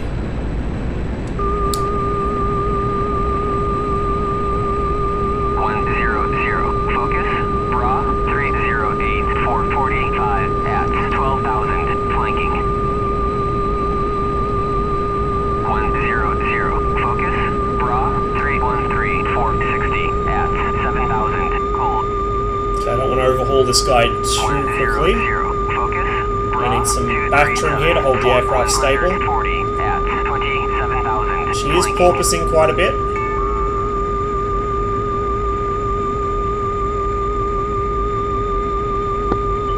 Give me traffic. Shaken 1, taking off runway 812. Very sloppy guns. Did get a hit there. The engine's not going to like this, but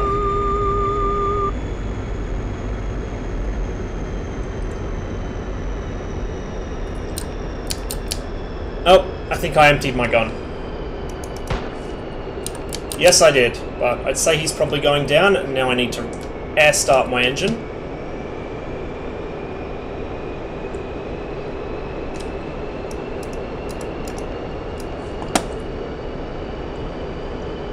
Going to switch the radar back into standby and just keep an eye on him. If he looks like he's going to recover from that, I'll go around and give him an R60, I think.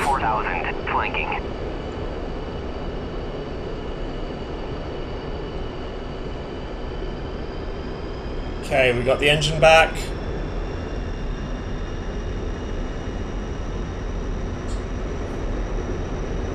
That was my own con there, I think.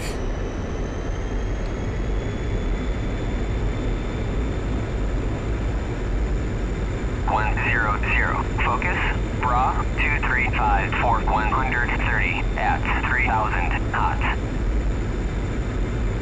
Okay, 149. Focus, Bra, 236 for 120 at 3,500 knots.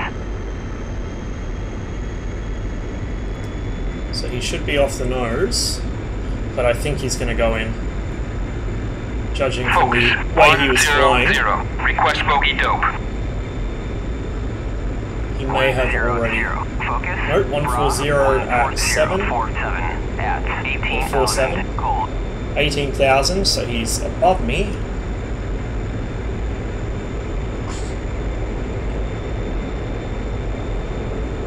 Still got quite a bit of fuel left to play with for now. I'm going to go ahead and recage my sight, put it back into missile mode.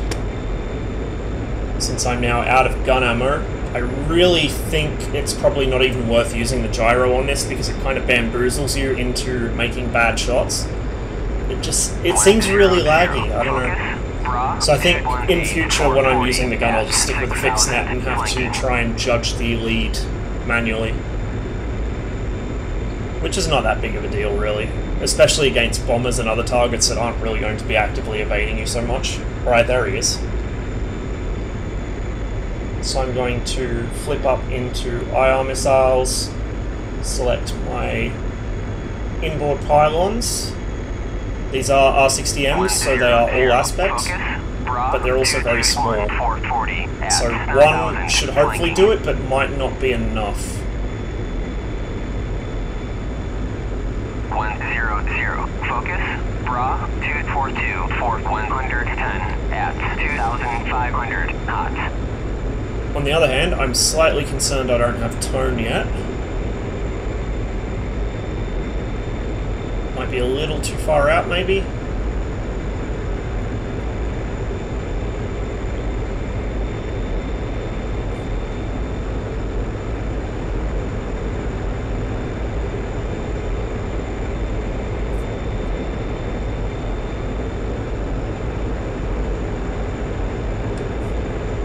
I'm gonna flick the radar back on just so I can track him a little easier. He's against the ground. There we go. Okay, I had him for a moment. 100, focus, bra, 057, there he is. I can see the smoke trail.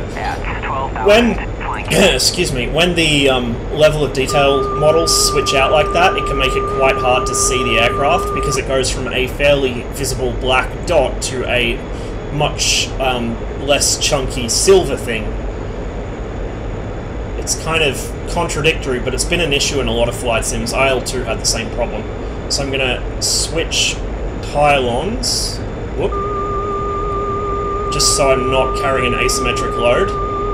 Wait till I'm real close so he can't distract it with flares as easily. 100, because unfortunately the R60Ms do dive on flares quite enthusiastically. Looks like that one's good. And that's a splash. 100, focus, bra, 242, for 110, at 5,000 knots. Back off for the radar, 220, I've got a MiG-21 coming in. Quite low, 50 miles, so I might go for him. I've got enough fuel, but only just. If I get pulled into a dogfight with him, especially because my guns are empty, I'm going to be in trouble, so I'll try and tag him with missiles, and if I can't do that, I will just hightail it out of there and back to a friendly airfield. Oh, and he's gone. Someone must have tagged him. Okay, well the next nearest is an F5, 241-403, which will take me back out over Sakumi, roughly. So I think I can deal with that one.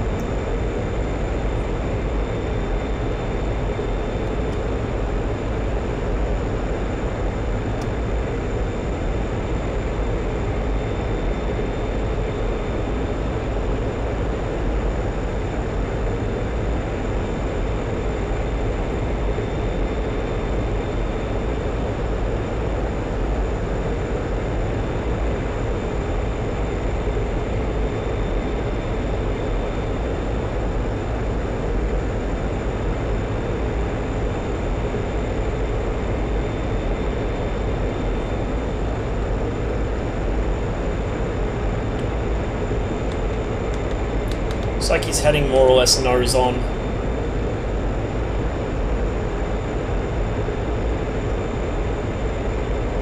Which should simplify things a little.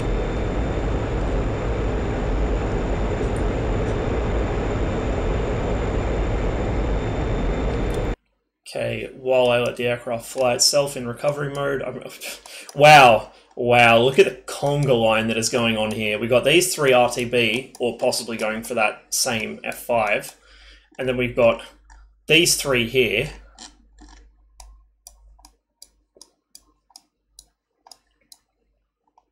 Meanwhile, the Vigan was left to deal with the F5s there himself, which is pretty classic. All these Hornets airborne and nobody was covering him. And it's trivial for the F-18 to deal with an F5. So this guy will be out. He might well get shot down by the ships here before I can get there, but if that's the case, I can just hook around to the northwest and land at Sukhumi and Round. 63 miles. So actually it looks like he might have made it past the ships. So as long as these guys don't go into burner, I will hopefully be the one to get there first. Though knowing my luck, they will head for him as well. That's usually what happens. Is you get a conga line of Hornets and Eagles forming that just roam around the map killing everything. Including each other, because spam rams. And Hornet IFF. So I've got a pair of R60Ms left on the inboard pylons and both R3Rs on the outboards.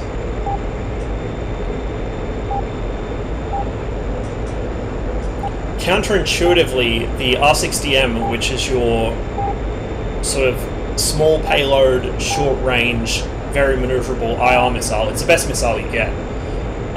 It actually has a longer range than the R3R, which is your radar missile.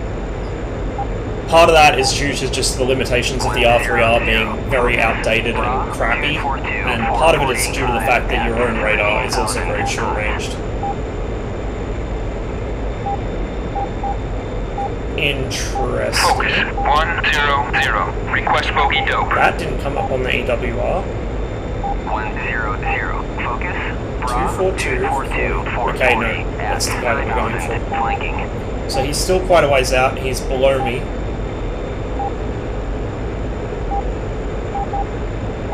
And he's now heading northish, so it looks like he's turning in to engage those guys over the water. I'd say he's probably going in after Venom, or possibly Woody. I'm not going to go into burner to try and catch him before they do, because I just don't have the fuel for it. If I get caught short or pulled into a defensive maneuver, I'm going to lose all my fuel and end up ditching in the water, which I've done about 2 or 3 times in the last 2 streams, I think, or the last stream even. So I don't want to end up doing that again. It's a little bit embarrassing.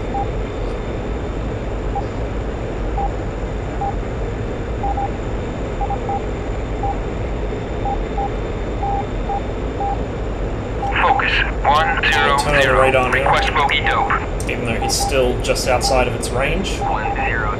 Focus. Bra 249 422. He's also 7,000 knots. a couple thousand feet below me, so I'm going to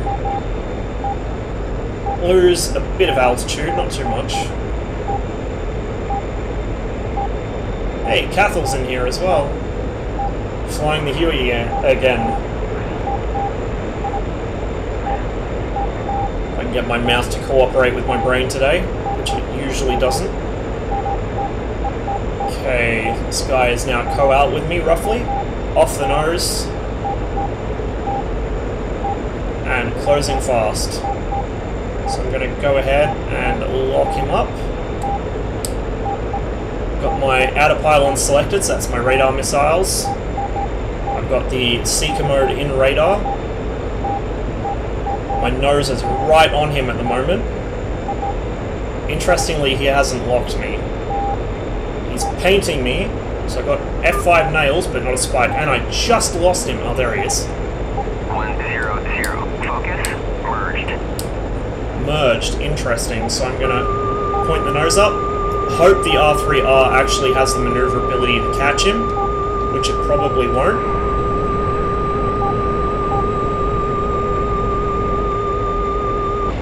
That one probably won't catch him either.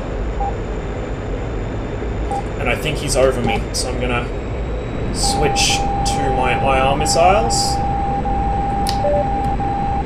around.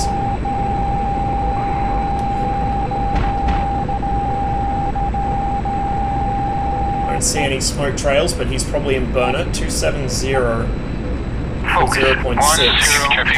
I may have actually just given him a shot on my tail. Although it looks like something might have tagged him. Let's say that's him right there. Something's hit him. Don't know what, but I'm not opposed to putting in the finisher just in case. I think he's going in.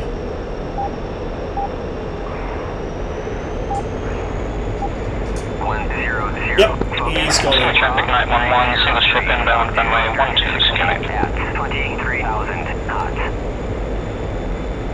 Now, was that me that got him, or was that someone else? That was someone else. Probably the F-15.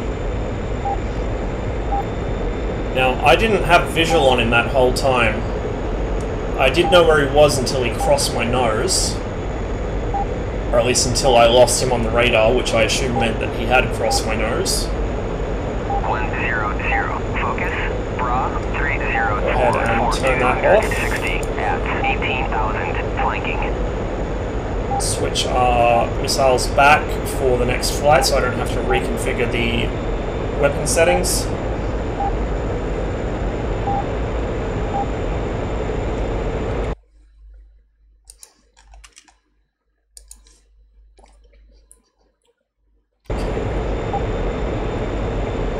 Security traffic, Circus 14, 10 miles southwest at about 1,000 feet, inbound runway 12.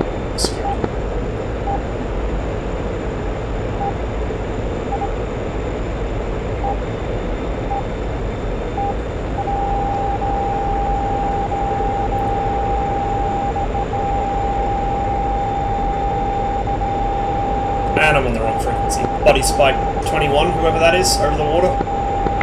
Security traffic on final runway 30. Alright, that guy's on the wrong frequency too.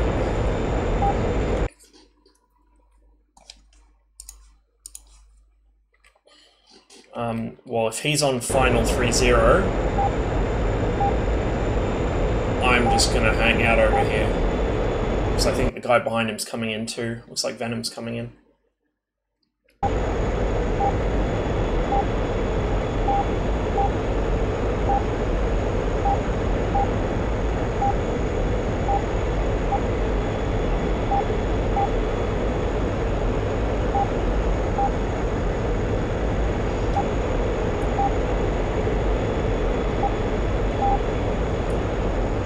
A little bit of stutter there.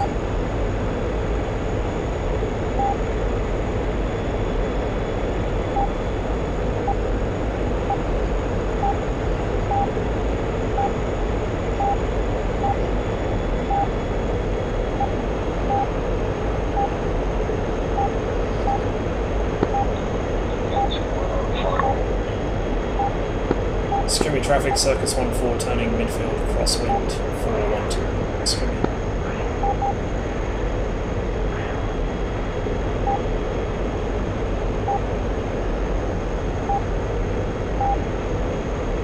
I'm actually pretty far above circuit height here, I think, but oh well. Not flying a proper circuit, I'm just kind of generally doing a circuit-like thing, because nobody on this server is doing any sort of proper landing procedures whatsoever. The comms are scuffed as hell, and I'm still not great at flying circuits in the MiG-21, so I just do what makes it easiest for me to land. Okay, just double check. They're still on the runway. Security traffic, Shogun 1 off the active. Security traffic, Circus 14 turns base, runway 12. Security. Okay, pop the brake just to bleed some airspeed.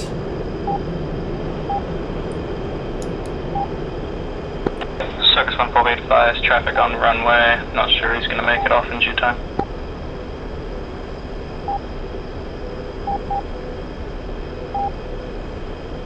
I'll keep an eye out and go around if he isn't.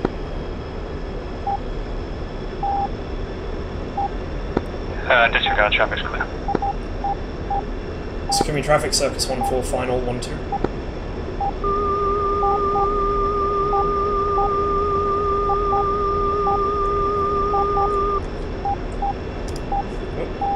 Just so I don't accidentally put a missile into somebody.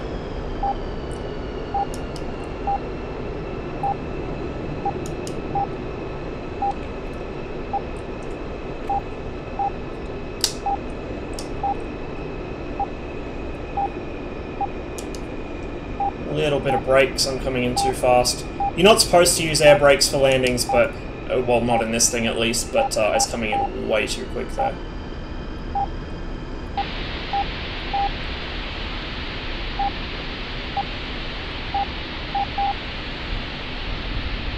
Little bumpy, but it's workable. Just got to avoid the crater, which I managed to do.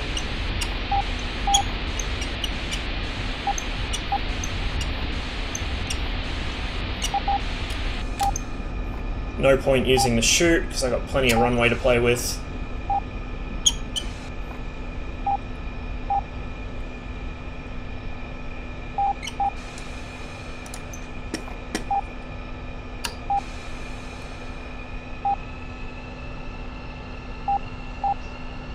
Sakumi traffic, Circus 1-4, clear all runways, Sakumi.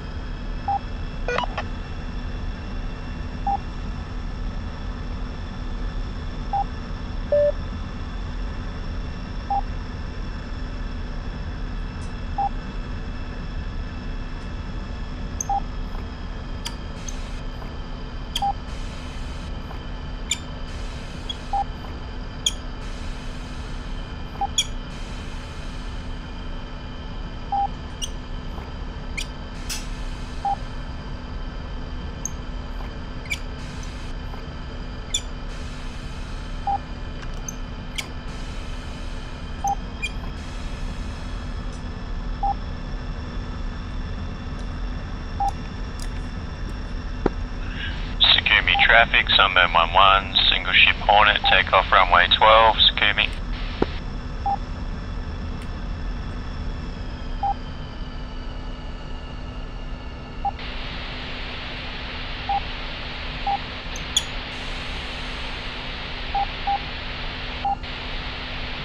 He should totally have gone with the lobster. It would have been a better call sign. While still implying the same thing, in a more derogatory way. As is the way with most call signs.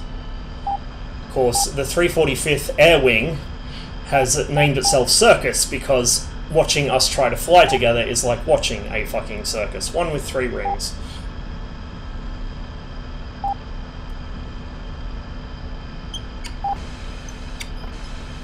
And there are clips of said attempts on my Twitch here.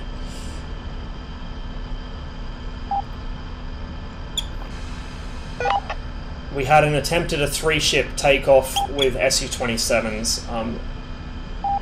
Sorry, no, MiG-29s I think it was. One tried to take off with 1 engine. Another lagged out and went sideways into the parking area, wiping out a Hornet and then exploding in the grass. And I was the only one to make it off the ground unscathed and without an incident, shall we say.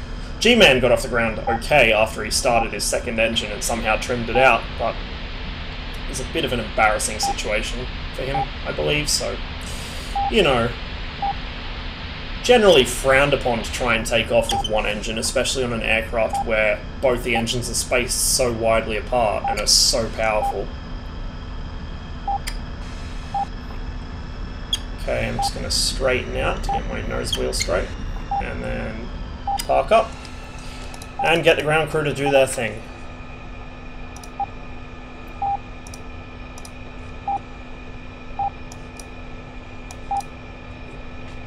Дозаправка по плану. Final runway 12 for full subline. While we wait, let's see what else is going on around security.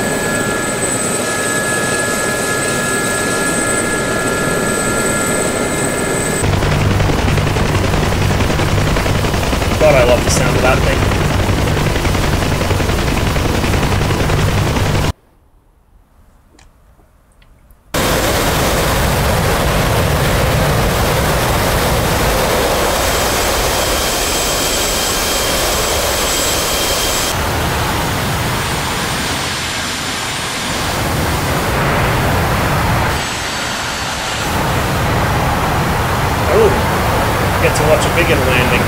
This should be interesting.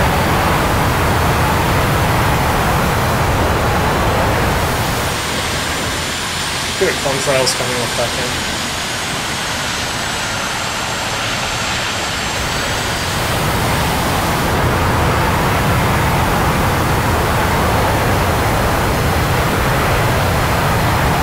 You can see how other people on this server take much longer finals than me.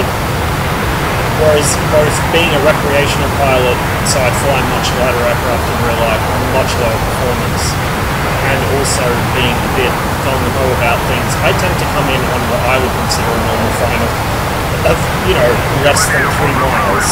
So they tend to be a bit interesting, and I come in a little fast, even by mid-21 standards. But it's okay. It means there's less time between me checking the runway's clear and me actually putting myself on the runway. So it gives me a little bit of extra safety margin there, even though the actual landing itself might be a bit less safe, or seem a little less safe. Oh god, oh no, oh, yep, no.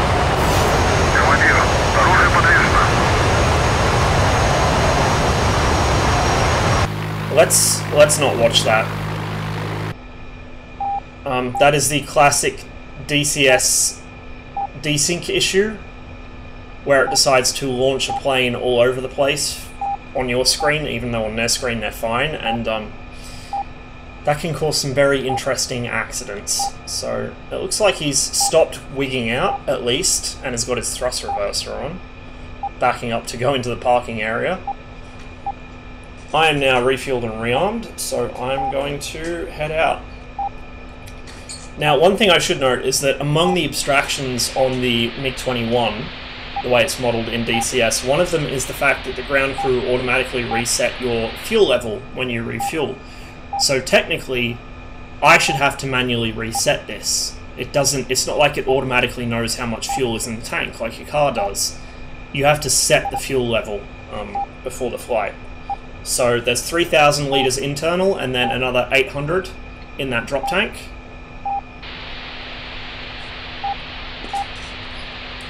Anyway, I'm good to go, so I'm going to pop brakes.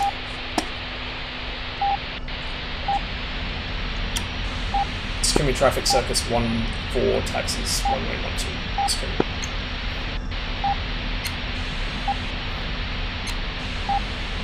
be non-stop static on this channel.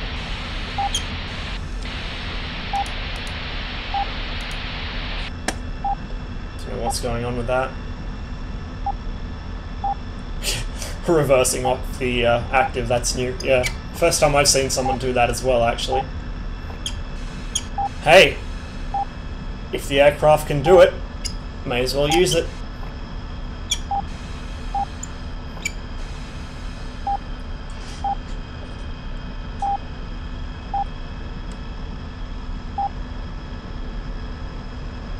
Just double check everything, flaps are set, trim is set. Everything is on that needs to be. Aircraft looks happy. Nothing is screeching at me, not even the SPO, which is good. Because when you are being locked up before you even get off the ground, that's usually a bad sign.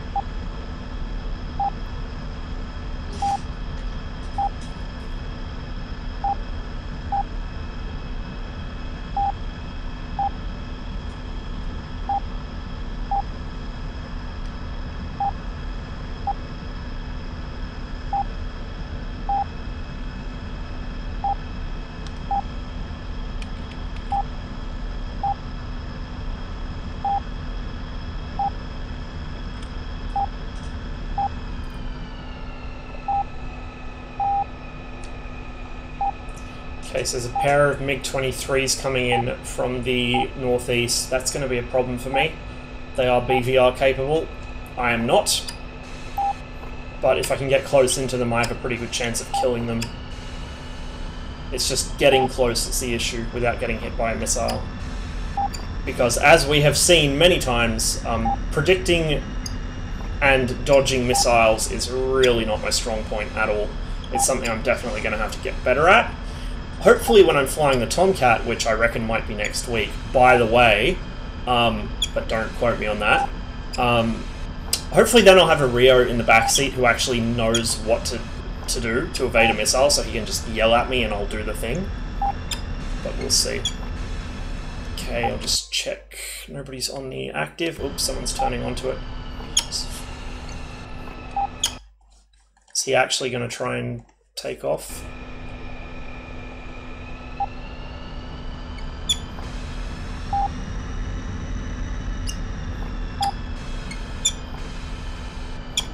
Security traffic, Circus 1-4, lining up 1-2, going number 2 to the Su-27. Security.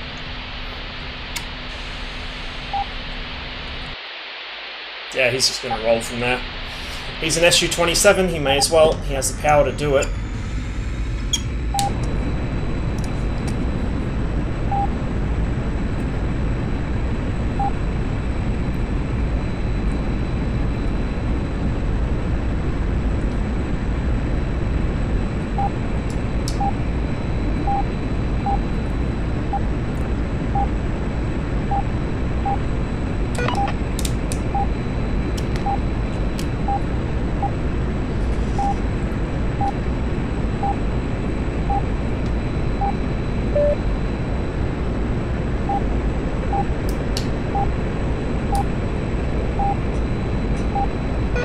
Traffic, Circus 1-4, clear, all ways departing to the northeast. Security.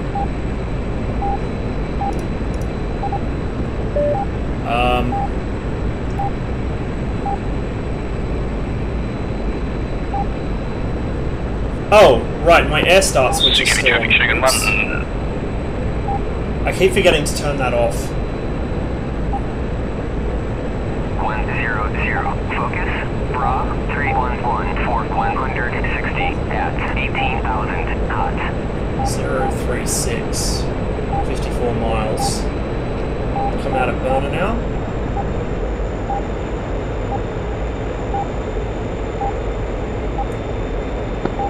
Security traffic, Shogun 1, lining up runway 12 for a center departure. See, I'm on the AWACS frequency now, and people are still using it as ATC. This is the thing with this server. Half the server is on, or like a third of the server is on ATC. The other half is on, oh, fuck that one up. The other third is on AWACS, using that for ATC, and then the remaining third is not on SRS at all. Or is on it, but just isn't listening or talking. So, comms in this server are a bit of a dogfuck, and it's resulted in many accidents and near misses.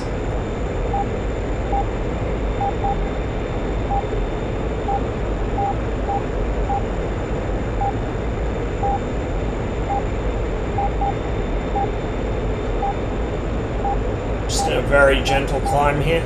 I don't need to get too much higher above the mountains. I want to stay fairly low, so if he does launch on me from further out, then I can effectively fire back. I can just dive into a valley. Security traffic, Shogun 1, clear Wait for the runway. distance to close a little.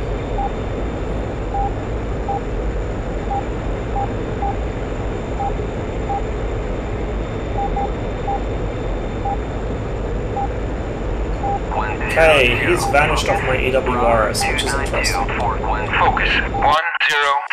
Someone may have bagged him already. Maybe the Su-27. Oh no, there's a Hornet there. Okay. So I'm going to turn 302.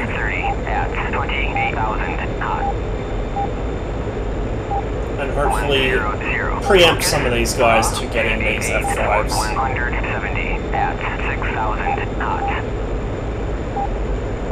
100, focus. Bra 295 for 230 at 23,000, flanking. A little heavy on the rudder there.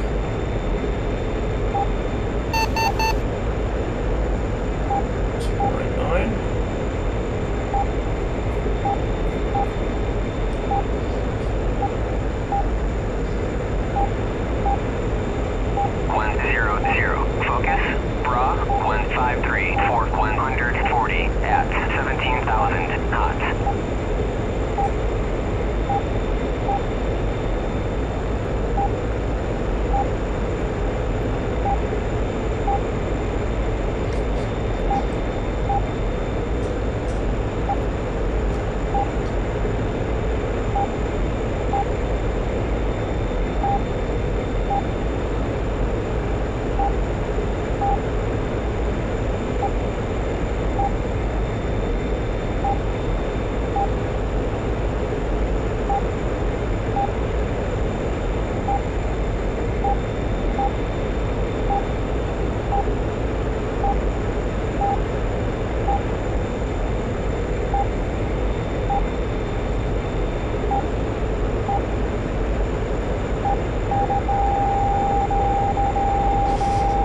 locked by something.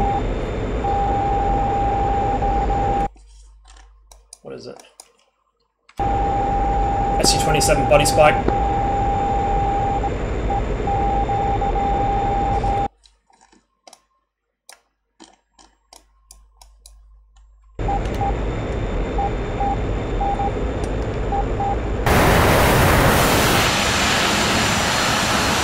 Ah! Maybe it wasn't a body spike. I may have just overflown a SAM site, and it may have just gone for that SU-27 instead of me. Oopsies. Well, I'm glad he was there to serve as a useful distraction.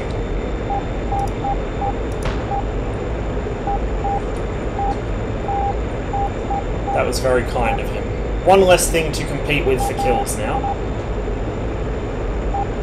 So these guys are still 297. Just recheck that distance. 100. Request bogey dope. Excuse me as I fidget around. Focus. Bra 296. 490 at 2,500. 20 miles. The flanker just rage quit. Oops. Sorry, you're not sorry. Okay, belly tank's empty, so I'm going to punch that away.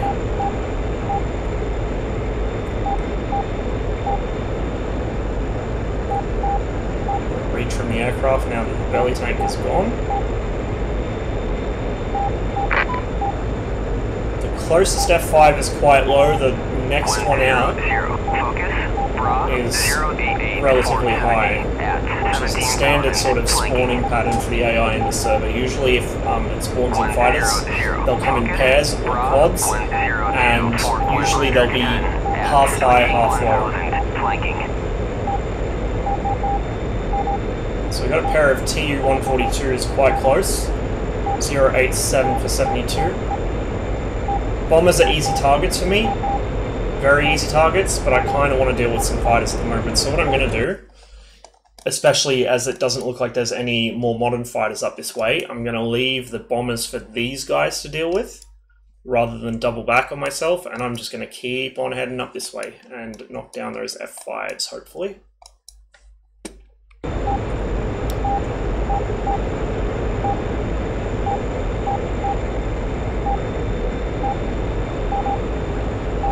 Go ahead and engage the SAU. So I can just let the aircraft fly totally hands off for a bit. Still 61 miles to go on the nearest, and he is on the deck. So once I get within probably about 15-20 miles of him, I will also dive down quite low, deal with him, and then try and climb back up to deal with the trailing F5. And there's another further back behind him by about 25 miles.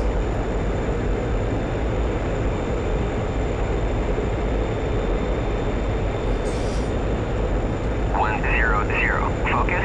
Bra 092 480 at 19,000 flanking.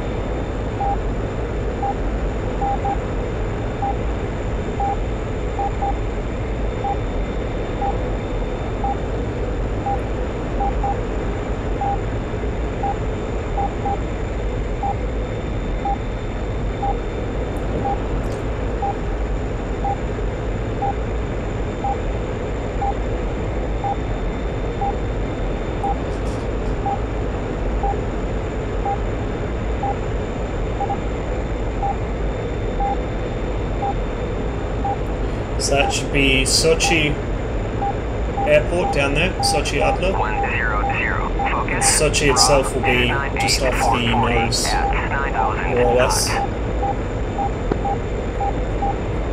Now 40 miles to the closest F5. Still on the same heading, so he's coming straight for me. Check 251. 100. Check 251. Bra 095 490. There he is. 28,000 flanking. He's actually gone quite high now, so it looks like the higher F5 might have overtaken the lower one. Or they've switched, actually. So I'm going to turn off the SAU, I'm going to turn on the radar, even though I'm still out of range for it. 100. Focus. He's just in the corner layer there because there's a bit of a break. 100. Focus. Bra 278. So I'm going to engage this guy with the R3R while he's still fairly far out. He's now locking me. Put on some power. Through the climb. There he is right there.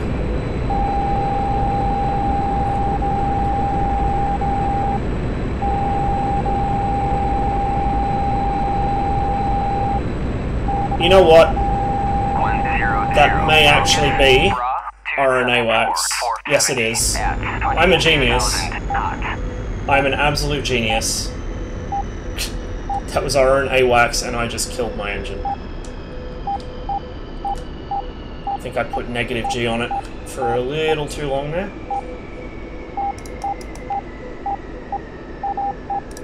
Oh, do not tell me you're going to do this.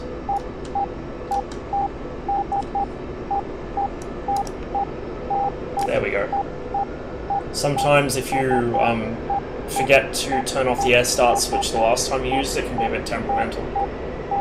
Now I did have one of those F5s on radar right there, so while I'm getting the engine restarted, I will lock him up. There we go. Air starter off. Make sure it is actually off this time. 100. Focus. Bra 272 460 at 23,000 knots. Okay, we're in range. Now, interestingly, my range lights still aren't working on the radar scope. I don't know why. I need to find out what's up with that. There should be some lights to the left, bottom, and right of the radar scope, which I just cannot see. Okay, here he goes. That R3 very plainly missed. So I've got to try and stay on him. The R3s do tend to miss, especially close in like that. They're not very good missiles. Very temperamental.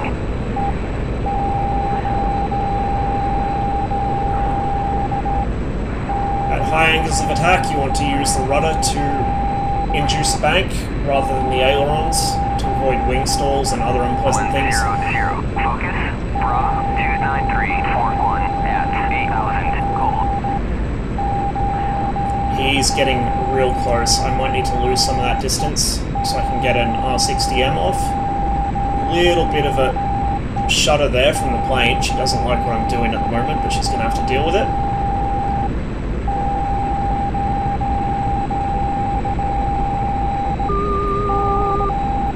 Oh, just about had him. But she's kind of searching with the nose, which makes it difficult to keep the nose on. There we go. So, splash one. The other is up ahead. Two more, in fact, friendly and an enemy.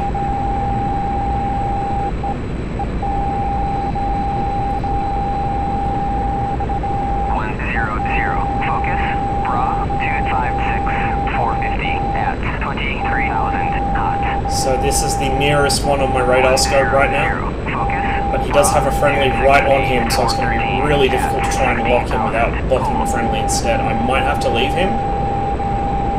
I'm also going to come back out of burner just to conserve a little bit of fuel. I'd say probably the friendly over there is going to take care of that. Oh, maybe not. It's an SU-25.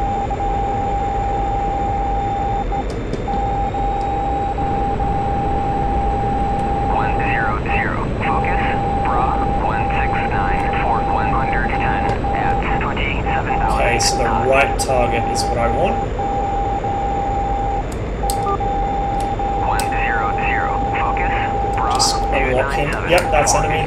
Shit, I don't think I managed to... Yeah, no, it looks like the 25 went down. 100. And I've also lost the F5.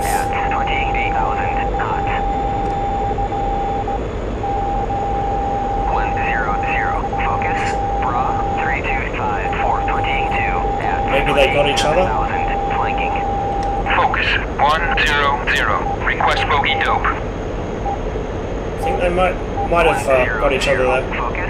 33247. 33247 at 6000 flanking.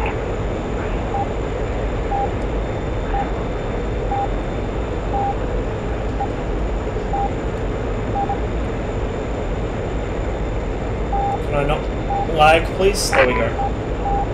I've got one quite close apparently. Focus who I can't see. 100. Request bogey dope. And then the others just come off my nose there. 100. Focus.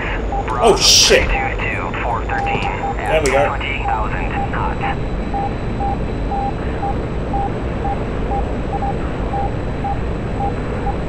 That was totally calculated, by the way. Totally calculated.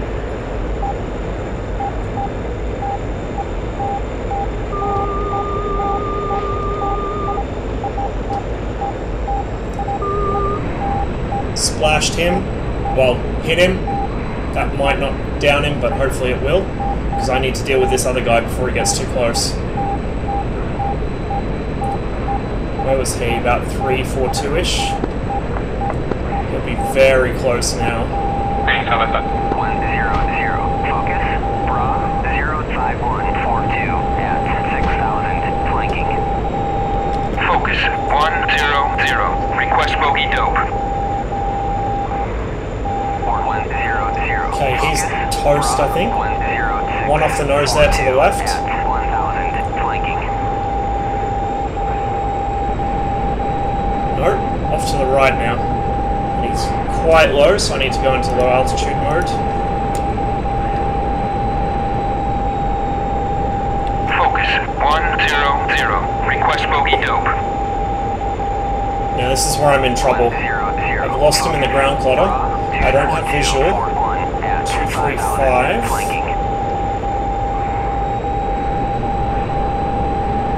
The MiG-21's severely handicapped visibility really works against you here. Now I've got one co-op over there, but I've got one real close. Focus 100. And the close guy is the threat. Request bogey Big dope. threat. The other guy can wait. 100. Focus. Bra 03641 at 3500 flanking.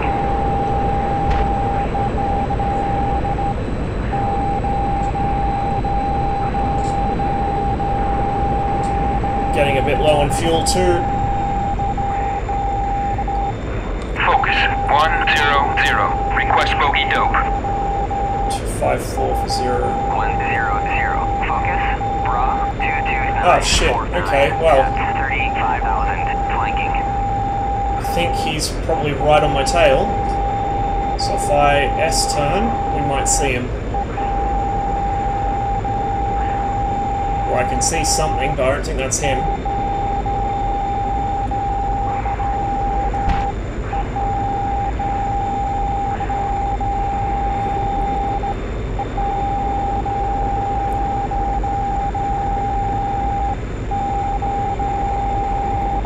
Focus 100. Request bogey dope. 100. Focus. Bra 20047 at 30,000 flanking. 349 for 5.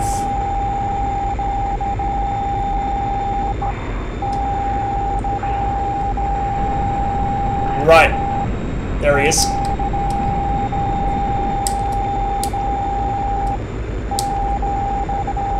If I can cue the nose onto him with the radar, which is a little janky.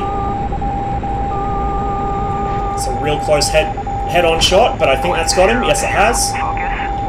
Okay, we've got a further aircraft in front of us here. At 1,000 flanking. 100. Lock him up. Focus. Bra 144 4100 at 22,000 flanking.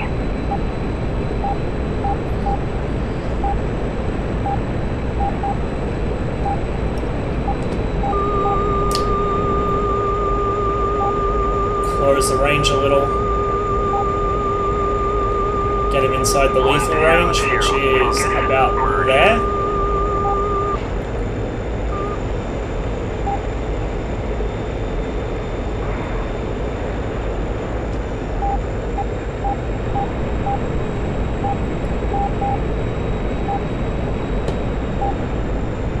lost him. Focus 100. Request bogey dope. 100. Focus. Bra 15942 at 3000. Hold. Friendly over there as well.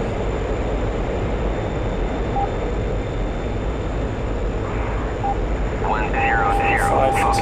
Bra 142 for 110 at 10,000. Focus 100. Request bogey dope. 100. Focus. Bra 34941 at 5,000 knots. He's on my tail. I can see him up there.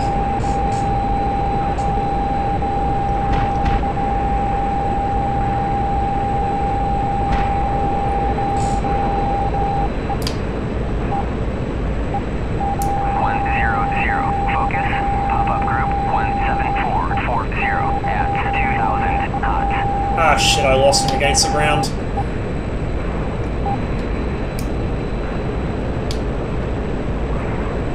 Focus 100. Request bogey dope. 100. Focus.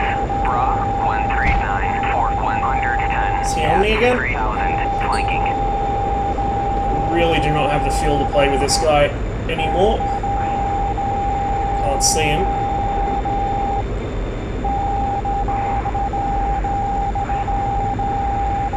Still can't see him.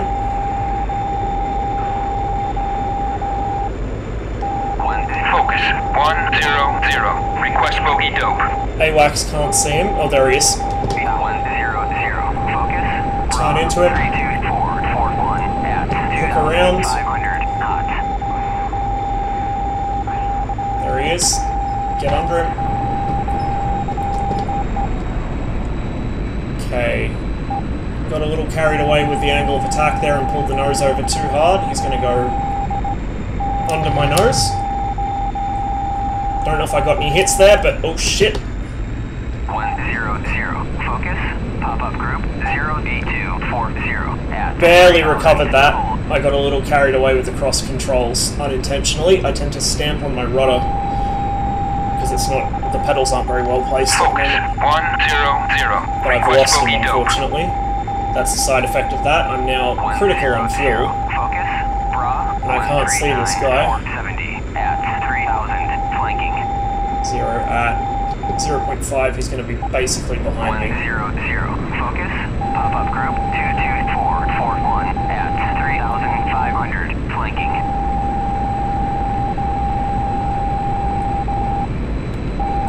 It's friendly off my Focus nose. 100. Request bogey dope. 100. Focus.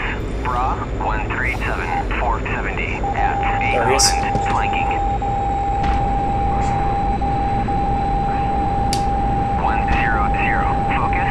Pop-up group 32341 at 2500. Out of countermeasures.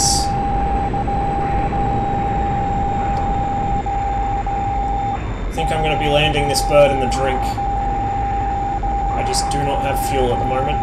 Not for this. And whatever that friendly is, he ain't helping. Probably that SU-25's come back or something. Come on. Come on, give me some thrust. Give me some... No, I'm not going to have this. He's got way more energy than I do. Hey, Nuts. How's it going, mate? Oh! Never mind, maneuver kill. That's a moral victory, and now I've got to figure out where the fuck I'm going to put this bird down, because she ain't happy with me. I have no fuel.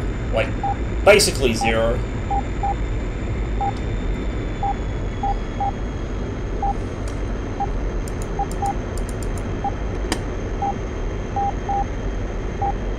Yeah, less than 100 litres. Oof, ouch, owie. Shame there's telegraph poles alongside that road, because I'd be tempted to land on it otherwise. I could belly in a field, I guess. The ground up here is flat enough. Problem is, I'm very low, so when my engine does die on me, for from fuel starvation, I'm not going to have much time to react or many options. I'm pretty confident I can belly land this thing without killing myself, even in relatively hilly terrain. But I'd much rather try and put it down, you know, at an airfield somewhere I can get it repaired and refueled. But there's no way I'm going to have enough fuel to make Sochi at this point, which will be like 2 bays down off the nose. On the other hand, I might have enough fuel to make it to the actual city of Sochi, which will no doubt surprise the locals unpleasantly, having a MiG-21 turn up in their front yard. So I'm going to go ahead. I'm pretty sure I've got rid of all my stores already, but I'm going to ditch anything that's not already ditched, just to get rid of the weight.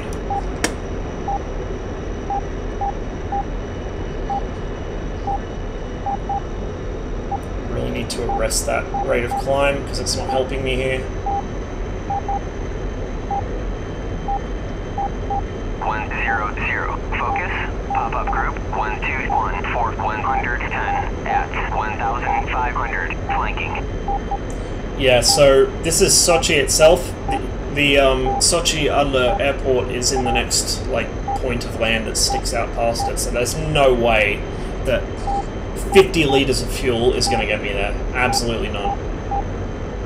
Especially not at the speed I'm flying now, but if I pick up my speed any, it's just going to guzzle the fuel even faster.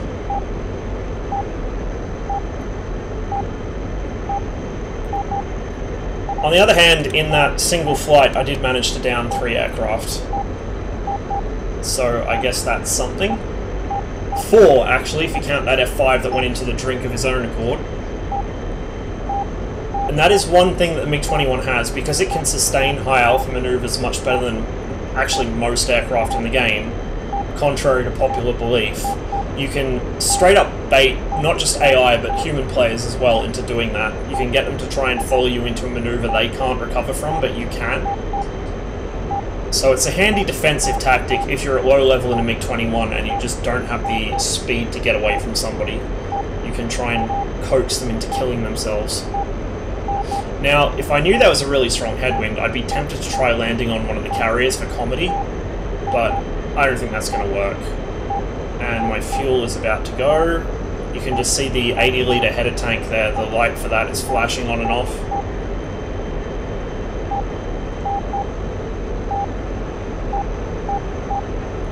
And that is the airport way off in the distance there, on the other side of those tower blocks. So I'm just not going to make it. Close, but not close enough. There goes the engine. Okay. I have no idea what the best glide speed of this thing is. I'm guessing probably about 350 to 380 kilometers an hour, which doesn't give me enough. Just really doesn't give me enough. 130. Focus. Bra. 119. And I do want to try and avoid killing anyone by flying a plane into their house. So I think what I'll do here is aim for this coastal strip, just off my nose.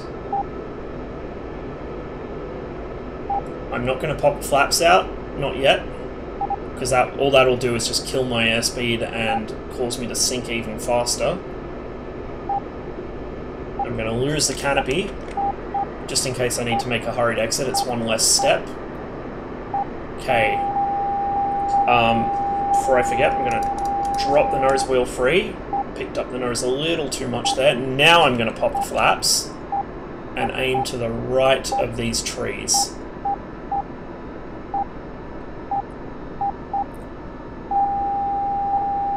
It's a nice open stretch. You know, I could almost do this with the wheels down, although in real life you would never do that, because if they dig into the ground, you're fucked. Ah, no! Oh, I nearly had it. I think I hit the ground just a little too fast and she went to roll over.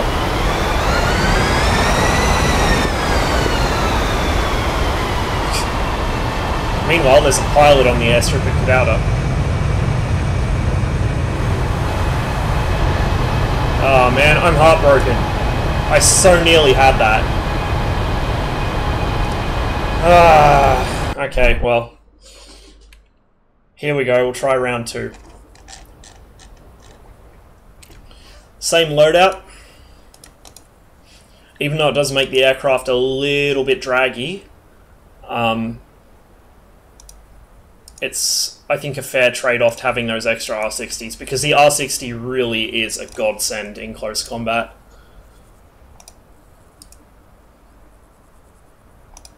It is hands down the best missile this aircraft gets, even if it does have a very short range and very weak explosive warhead. I think I'll swap skins again.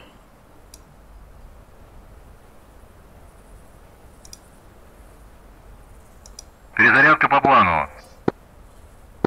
Принял. Traffic, Pontiac 1-1, clear the active runway, taxiing to hold parking area.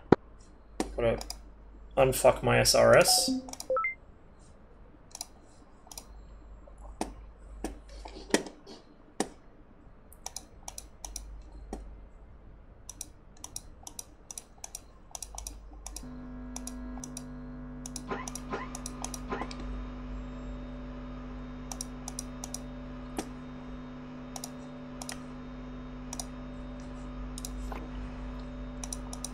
Командир, оружие подвешено. Helps if I uncage the throttle, doesn't it?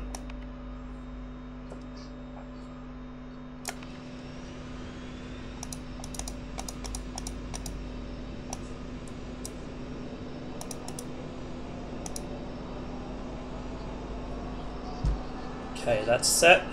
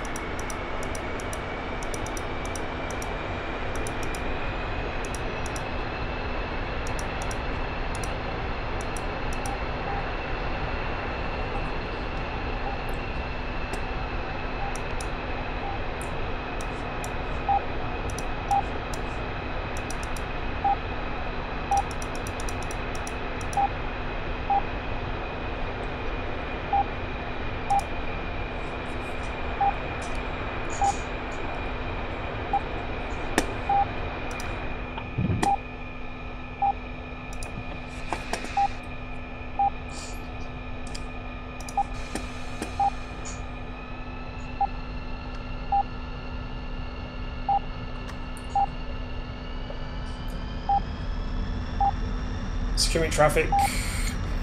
SRS isn't connected properly. God damn it.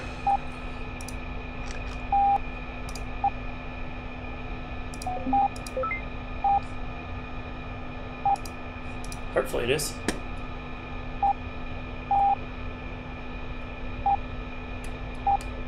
Might need to restart it. It's not picking up my push to talk for some reason.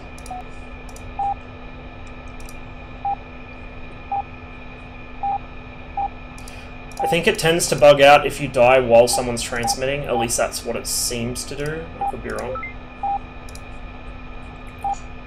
Sukumi traffic circus 1-4 taxis 1-12 Sukumi. Now it's working. Yeah, just had to restart it for whatever reason.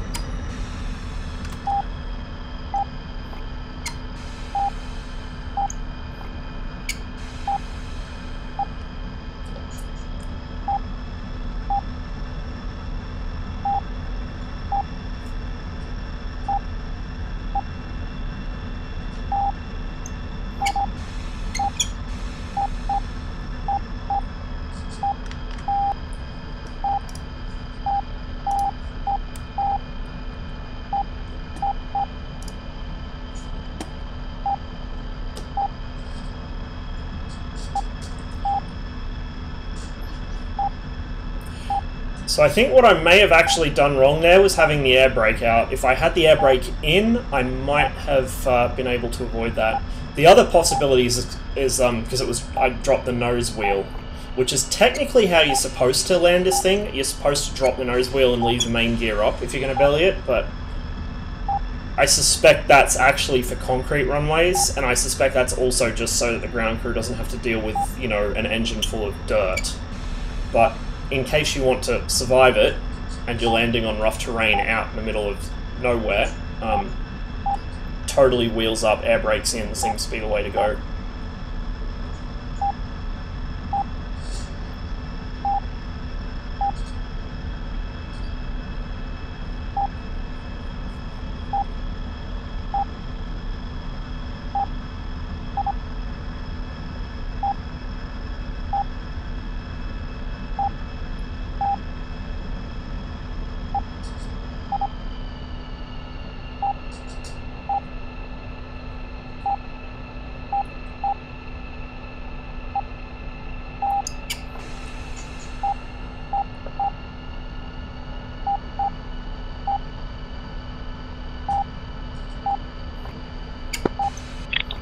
Charlie 1-2 taxiing to and holding short of intersection runway 1-2, circle me.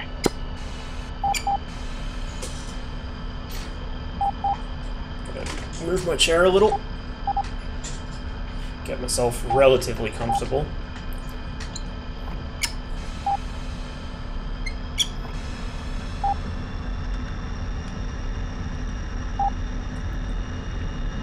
Okay, flaps set, trim set.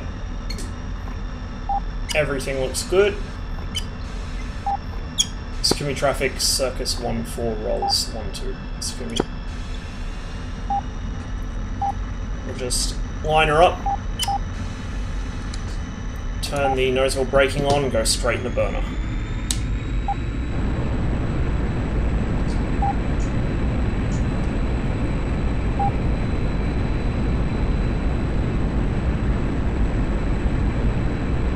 And lag right as I leave the ground. Good shit, DCS.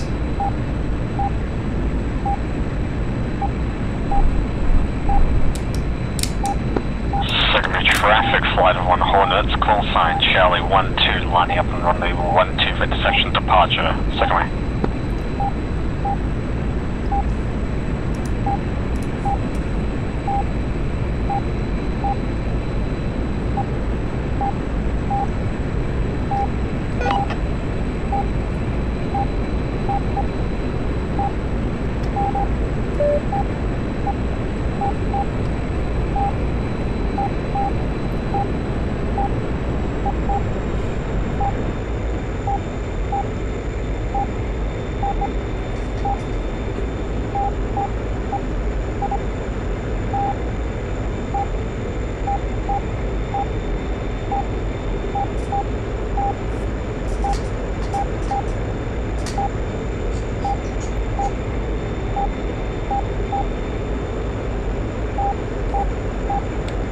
Focus 100. Request bogey dope.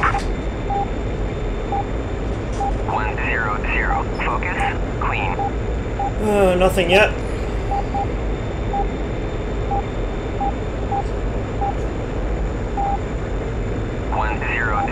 Focus, bra, 286, 4210 at 27,000. Oh, Justin's still flying. Look at this clusterfuck.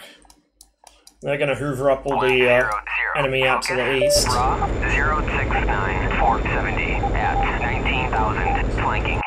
069 for 70. 100. Focus, bra, 070, 470 at 19,000, flanking.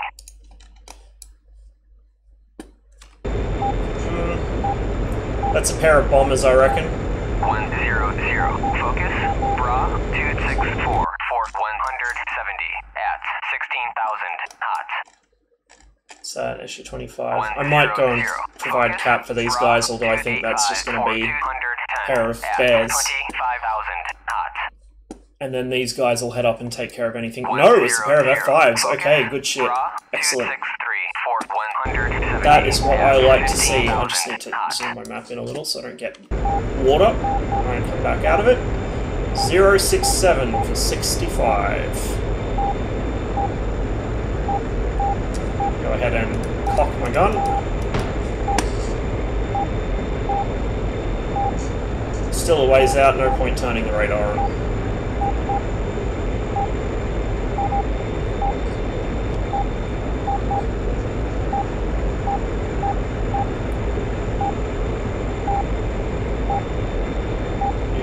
trim.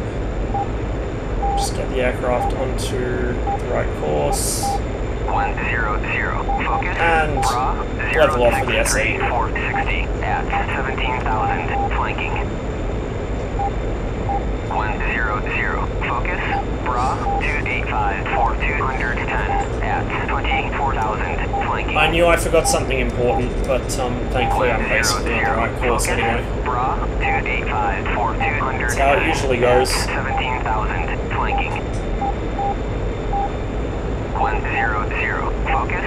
Bra 068 450 at 19,000 knots.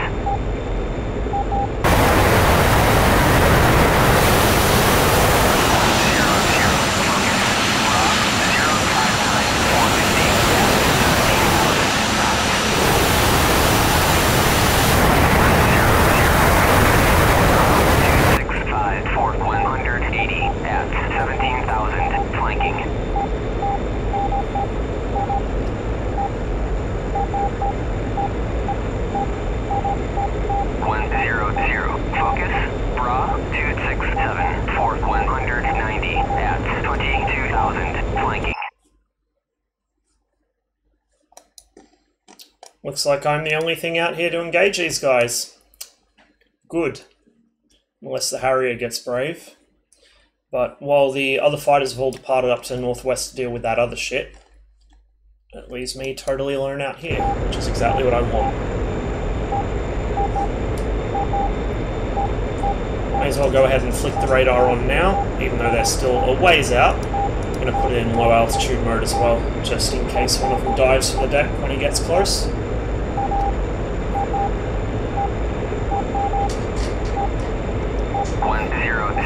Focus. Bra 057 426 at 20,000, flanking. This fucking chair is never in the right spot in relation to my desk and my pedals, ever. Which is why you can usually see I'm flying out of balance, because I'm squished up against the pedals. But hey, it makes me a hard target to hit, because my plane is not going in the direction it is pointing. Totally intentional, right guys? Okay, 039 for 20. We'll go after him.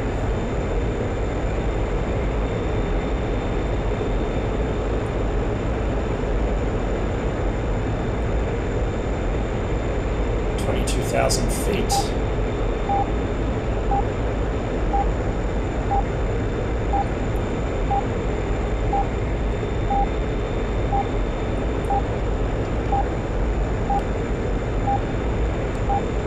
Focus 100. Request bogey dope. 100. Focus. Focus 130. Request bogey dope. 15,000, flanking. 021 for 15. And yet I can't see him. Ah, there he is. Interesting. Must have been a notch to me or behind the mountain, maybe. Focus. Bra 044 411 at 17,000. Still got some fuel in the belly tank, but I'm going to keep an eye on that and punch it away very shortly. In fact, I'm going to go into burner to catch up to this guy, which will empty that tank very quickly. The other's quite close, and he's going to be off my right side. So I'd better keep an eye out for him. Thankfully, the F5s only have heaters, so that's one less thing for me to worry about. One of these guys is going to be off my front right. Very close. Okay, that tank's empty. Got a merge call, which I think was the first F5. Going to go into second stage burner.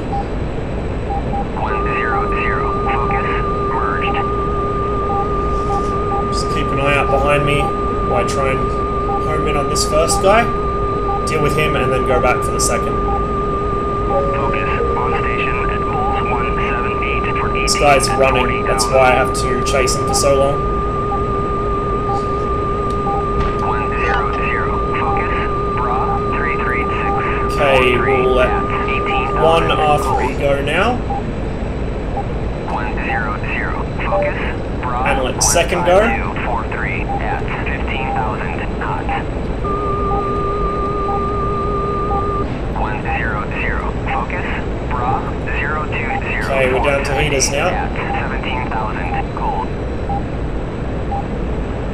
I can't quite see him. Focus. Bra 022. Lost him. 470. It's below my nose somewhere. 17,000. Cold. Okay, I've got friendlies around here as well, so I have to keep an eye out for them. One of my missiles popped there.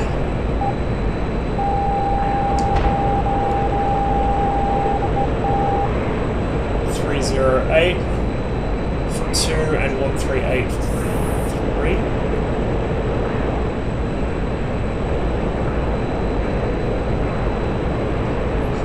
Focus 100. Request bogey dope.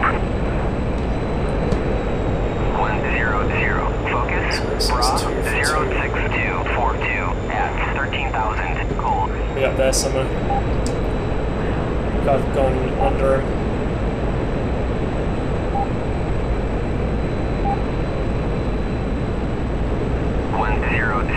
Focus. Bra 32544 at 24,000. Flanking. Okay, there's something there.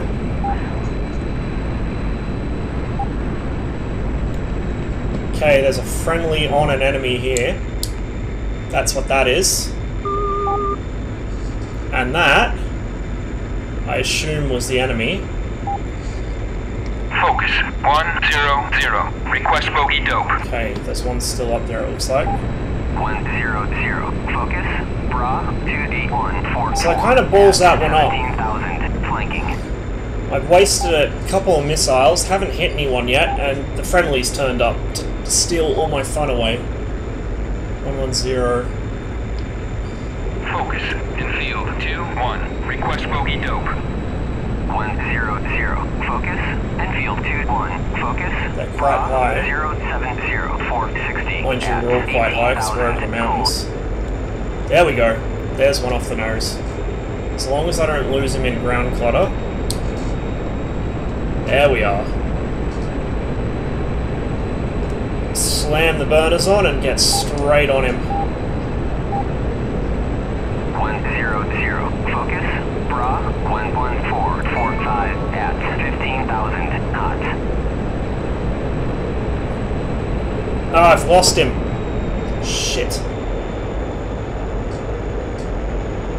100. Focus.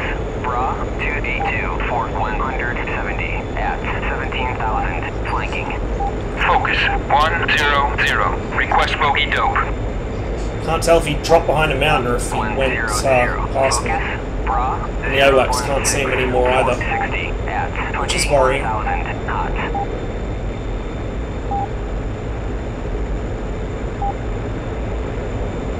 Imagine actually having situational awareness.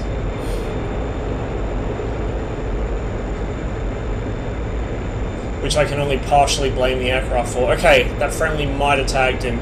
That or he killed himself by flying into a mountain, so... Got a couple of MiG-23 017 for 56.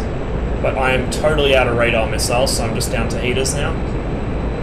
So I've got to really try and get close to them. Which is difficult.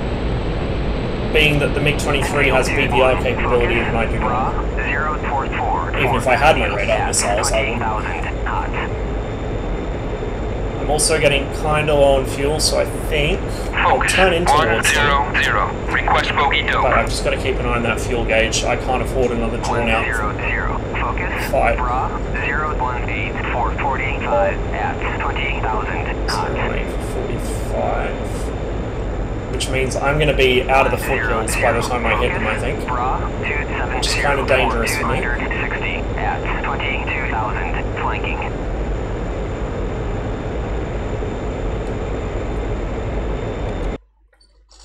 Okay.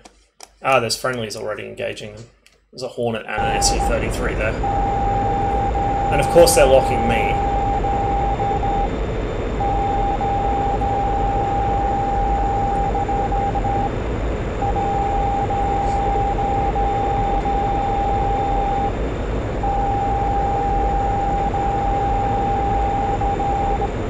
Focus 100. Request bogey dope.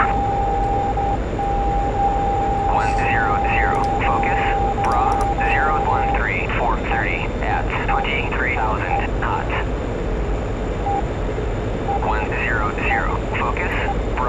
yourself nice and low. 28 at 23,000 knots.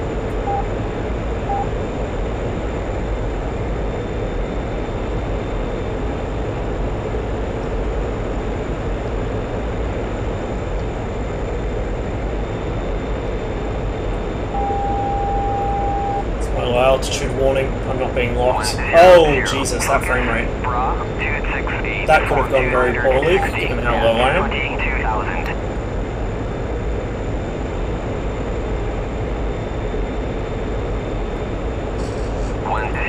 Okay, 005 for 24. One of them's down, looks like the other one's still up, but I don't think it's going to last if that Su-33 is still hanging around. Oh, the rubber banding. Oh god. Okay, so the server's shitting its pants, which is always fun. Yeah, it looks like there's a big clusterfuck of friendlies there, so I don't really want to deal with that. I'm also quite low on fuel, relatively speaking, so I might have to land this.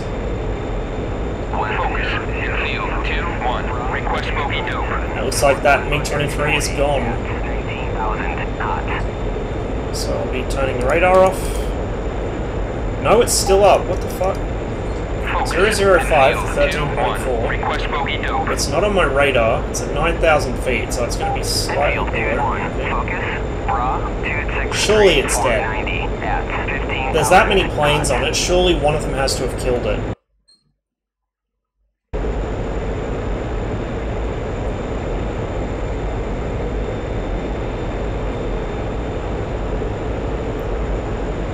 Well, I guess we'll see, and if he is dead, I'll just divert to min 40, I think.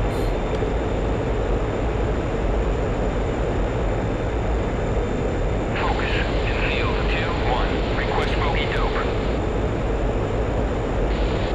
Enfield 2-1. Focus. Bra 263 490 at 14,000 knots. Yep, he's dead.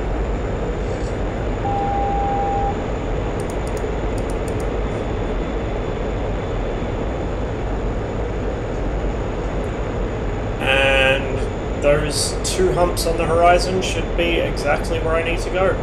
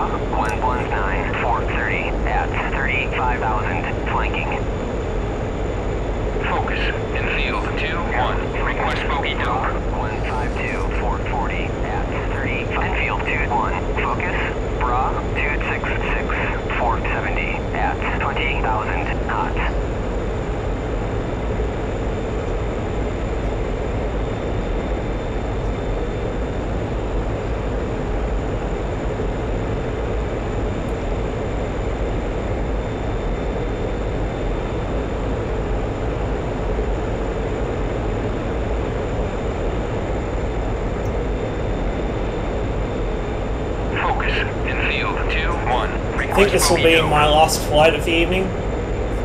Need to get some stuff done around the flat, so once I sit down here, I will... We'll see if I manage to make this landing without ballsing it up. I should be alright. My landings haven't been too bad today.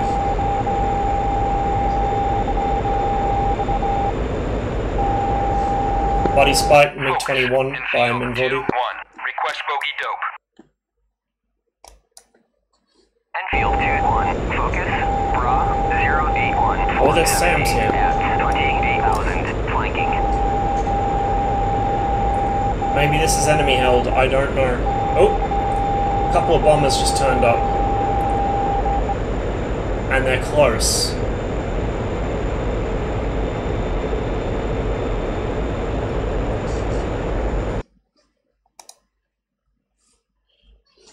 hold the airfield here though, so I should be able to land at it. Now, technically I do have the fuel to deal with those bombers, and I am kind of tempted. But I'd have to double back on my course, and come back again, and there's already people flying that way. Actually, you know what? No, there's not. Fuck it. Might have time for a shot at one of them.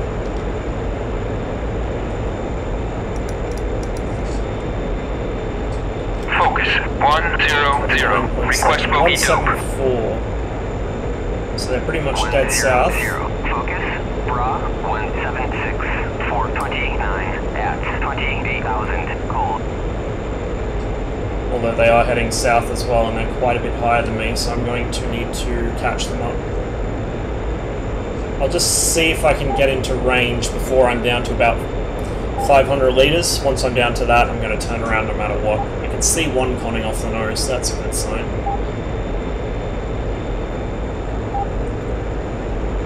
Range the TDC out.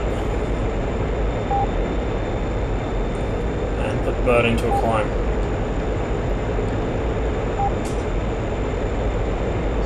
So I've still got all 4 R60Ms left. So that's enough firepower to take down a bomber. Usually takes 2 R60s to kill each. So what I might do actually is set them to... Actually no, I'll just leave them as they are. She'll be right. Okay, this guy's still a little far out. So I'm just going to tickle the burners to close the distance a little. Focus in field. Really keep an eye on my fuel. I can actually visibly notice the needle dropping, which is never a comforting thought. 450 at 28,000 knots. Knowing my luck, someone else will pop out of nowhere and tag him before I can get a shot off. And I will have wasted all that time and fuel for nothing. Bra 265 for 160 at 23,000 knots.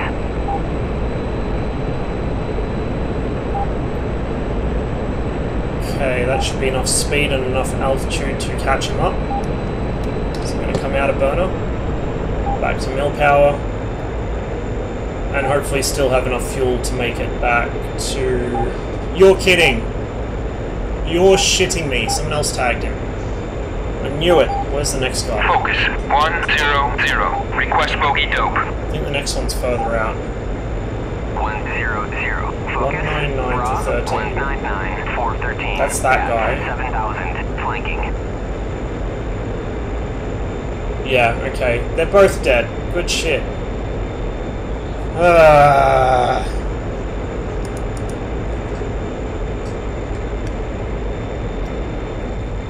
Oh well, back we go.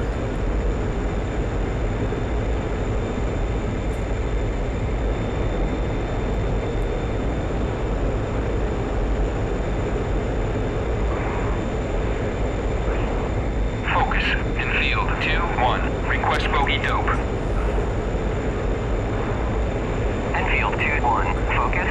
Bra 277 for 110 at 19,000 flanking.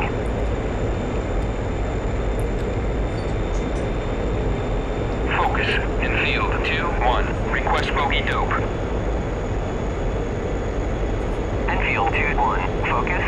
Bra 276. May as well put my lights on just to try and discourage teammates from killing me, you know.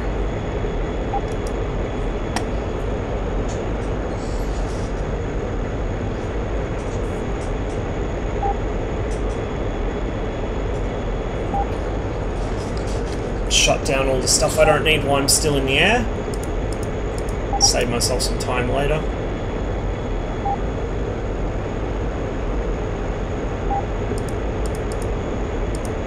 Actually, I better leave that on. That's the IFF. Don't want to turn that one off. Could be a little bit of a bad idea.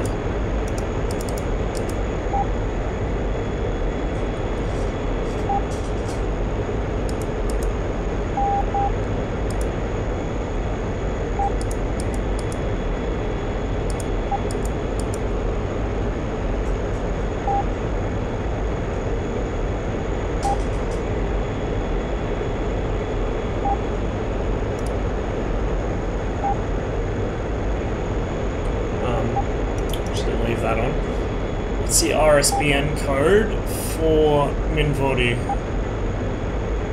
7.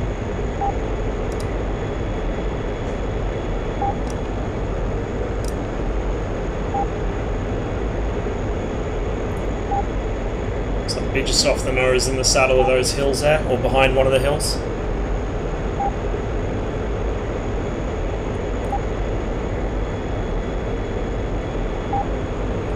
Don't need my arc on because I already know where I'm going. In fact, really, I don't even need the RSBN on, to be honest.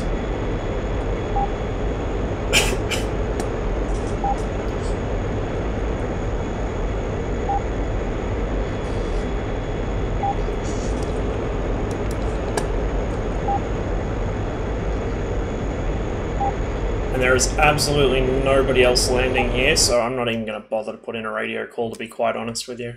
There's not much point. It's just clogging up the general ATC frequency for no gain. So I'll go ahead and turn my radio off too.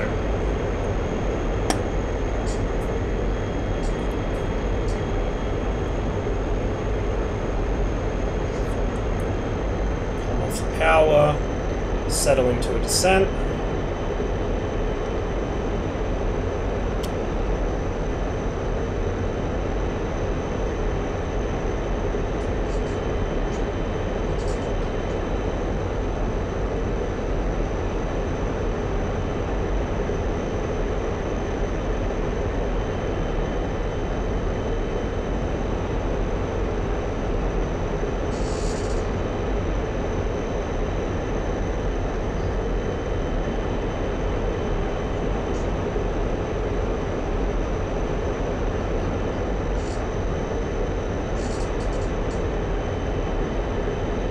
Okay, the airfield's over that way.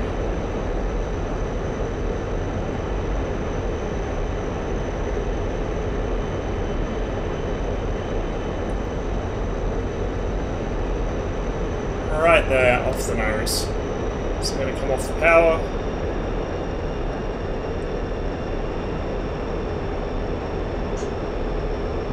I'm slightly worried that my little SPO friend here is screeching at me. I'm also worried that it's doing it silently, with the volume turned all the way up. Ah, I need the radio on to hear it. Oops! Okay, there are enemy SAMs here. Well, that's a bit of a bummer, isn't it? It's fine. We still have an engine. Sort of. No, we don't. Interesting. So where did that come from, I wonder? Town, maybe?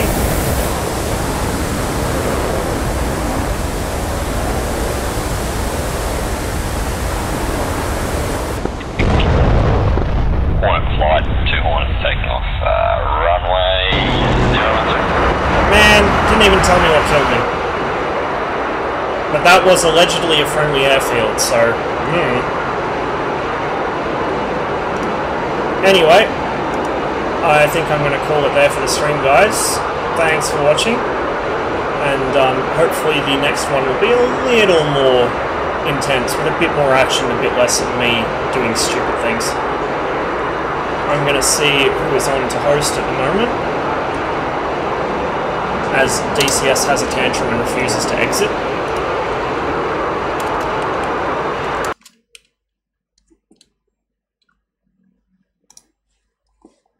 Alright, let's see who's on.